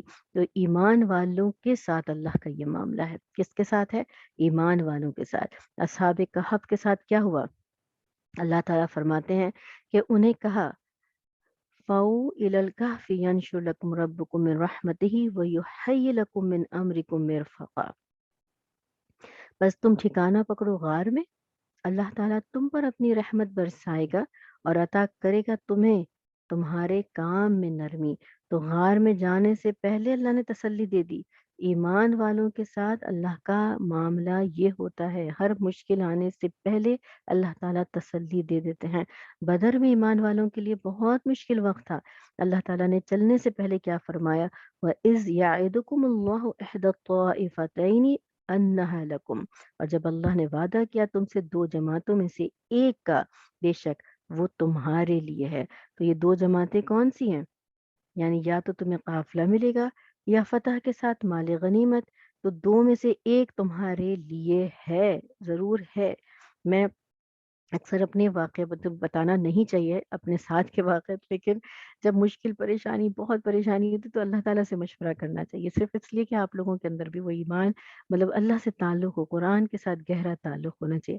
میرا امیگریشن کا مسئلہ بڑا بری طرح کینیڈا کا پھنسا ہوا تھا، پتہ نہیں ان لوگوں کو شک تھا کہ شاید ہم کینیڈا میں رہے ہی نہیں، تو مجھے جو ہے جج نے بلایا، وہاں جانا تھا، تو کیا گھبراہٹ، اب نئے نئے کینیڈا میں آئے اور نئے نئے یہ سارے واقعات سے گزر رہے ہوں، تو بہت گھبراہٹ تھی، بڑی گھبراہٹ تھی کہ وہ جائیں گے، اس کو کراس کوسچننگ ہوگی اور امیگریشن کے لیے، تو کیسے اس کا کریں۔ تو بس بیٹھ کے نماز پڑھ کے میں نے قرآن کھولا، تو سامنے آیت یہ تھی، کسی طرح کی کوئی آیت تھی جس میں تھا کہ تم ہی غالب رہو گے۔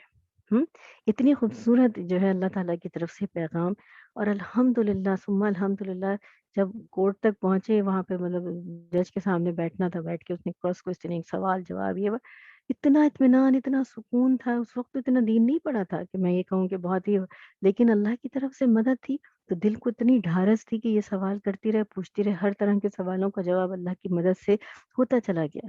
تو کون ہے جو دلوں کو سکون دیتا ہے؟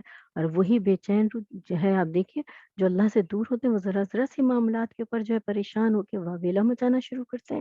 ہر مشکل پہ اللہ سے رجوع کری، کھولی قرآن کو، اللہ میری مدد فرما، اللہ تعالیٰ فوراً سامنے وہ آیتیں آئیں گی جو آپ کو جواب ہے، اللہ کا کلام ہے۔ ہم نے قرآن کو کیا سمجھا؟ تو صرف اجر کے لیے کہ ایک لفظ پڑھیں گے 10 نیکیاں ملیں گی، بس مشکل ہوئی تو ہم نے بس کوئی ختم کر لیا، شیطان کو بھگانا ہے، جادو کا توڑ ہے، بس یہ سب نہیں، کلام اللہ ہے۔ جب کوئی مشکل ہو اللہ سے کلام کریے، بات کریے۔ الحمدللہ، الحمدللہ، پروردگار آسانی فرمائے، تو یہ اللہ تعالیٰ نے اس طریقے سے جو ہے کس کو دیا؟ ایمان والوں کے لیے۔ اللہ ہمیں ایمان والوں میں شامل فرما دے۔ امام احمد بن حنبل رحمۃ اللہ علیہ کو کوڑے لگنا تھے، اس سے پہلے امام شافعی رحم اللہ نے خواب دیکھا کہ ان کو نبی کریم صلی اللہ علیہ وسلم کی زیارت ہوئی، اور آپ صلی اللہ علیہ وسلم نے فرمایا احمد بن حنبل پہ امتحان آئے گا اور یہ اس میں کامیاب ہو جائیں گے۔ امام شافعی رحم اللہ نے ایک بندے بشیر کو بھیجا کہ جا کر ان کو خوشخبری سناؤ۔ اس پر امام احمد بن حنبل رحمۃ اللہ علیہ اتنے خوش ہوئے کہ انہوں نے اس خوشخبری لانے والے شخص کو اپنے کپڑے ہدیے میں دیے۔ اور دیکھیں، ابھی مصیبت آئی نہیں تھی، اللہ تعالیٰ نے خواب کے ذریعے ان کو دل کو جو ہے تسلی عطا فرمائی۔ یہ اللہ رب العزت کا اپنے پیاروں کے ساتھ خصوصی معاملہ ہوتا ہے۔ حضرت یوسف علیہ السلام کو تسلی دے دی کہ مطمئن ہو جائیں کہ کنویں میں تو ڈالا جا رہا ہے، لیکن ایک وقت ایسا آئے گا کہ اللہ تعالیٰ آپ کو یہاں سے نکالیں گے، اور ذلت سے نکال کر اللہ تعالیٰ عزت والے مقام پر پہنچا دیں گے۔ تو الحمدللہ ہم سب سے اللہ محبت کرتے ہیں، تو اللہ تعالیٰ نے ہمیں اپنے ذکر کی محفل میں لا کر بٹھایا ہے۔ اب یہ ہمارا کام ہے، ہم اللہ کے اس تعلق کو اپنے اندر جو ہے خوف کو اللہ کا کس طرح اپنے دل کے اندر جو ہے وہ پیدا کرتے ہیں، تقویٰ کتنا بڑھاتے ہیں، کیونکہ یہ لیول بھی ایمان کا کم اور زیادہ ہوتا چلا جاتا ہے۔ تو کوشش کیا کرنی چاہیے، زیادہ سے زیادہ ایزی جو فارمولا ہے وہ استغفار کا ہے، تاکہ اللہ تعالیٰ ہمارے گناہوں کو جو ہے وہ معاف کر دے۔ پروردگار ہم سب کو کہنے سننے سے زیادہ عمل کی توفیق عطا فرمائے۔ آخر دعوانا ان الحمد للہ رب العالمین۔ سبحانک اللہم و بحمدک، نشہد ان لا الہ الا انت، نستغفرک و نتوب الیک۔ السلام علیکم ورحمۃ اللہ وبرکاتہ۔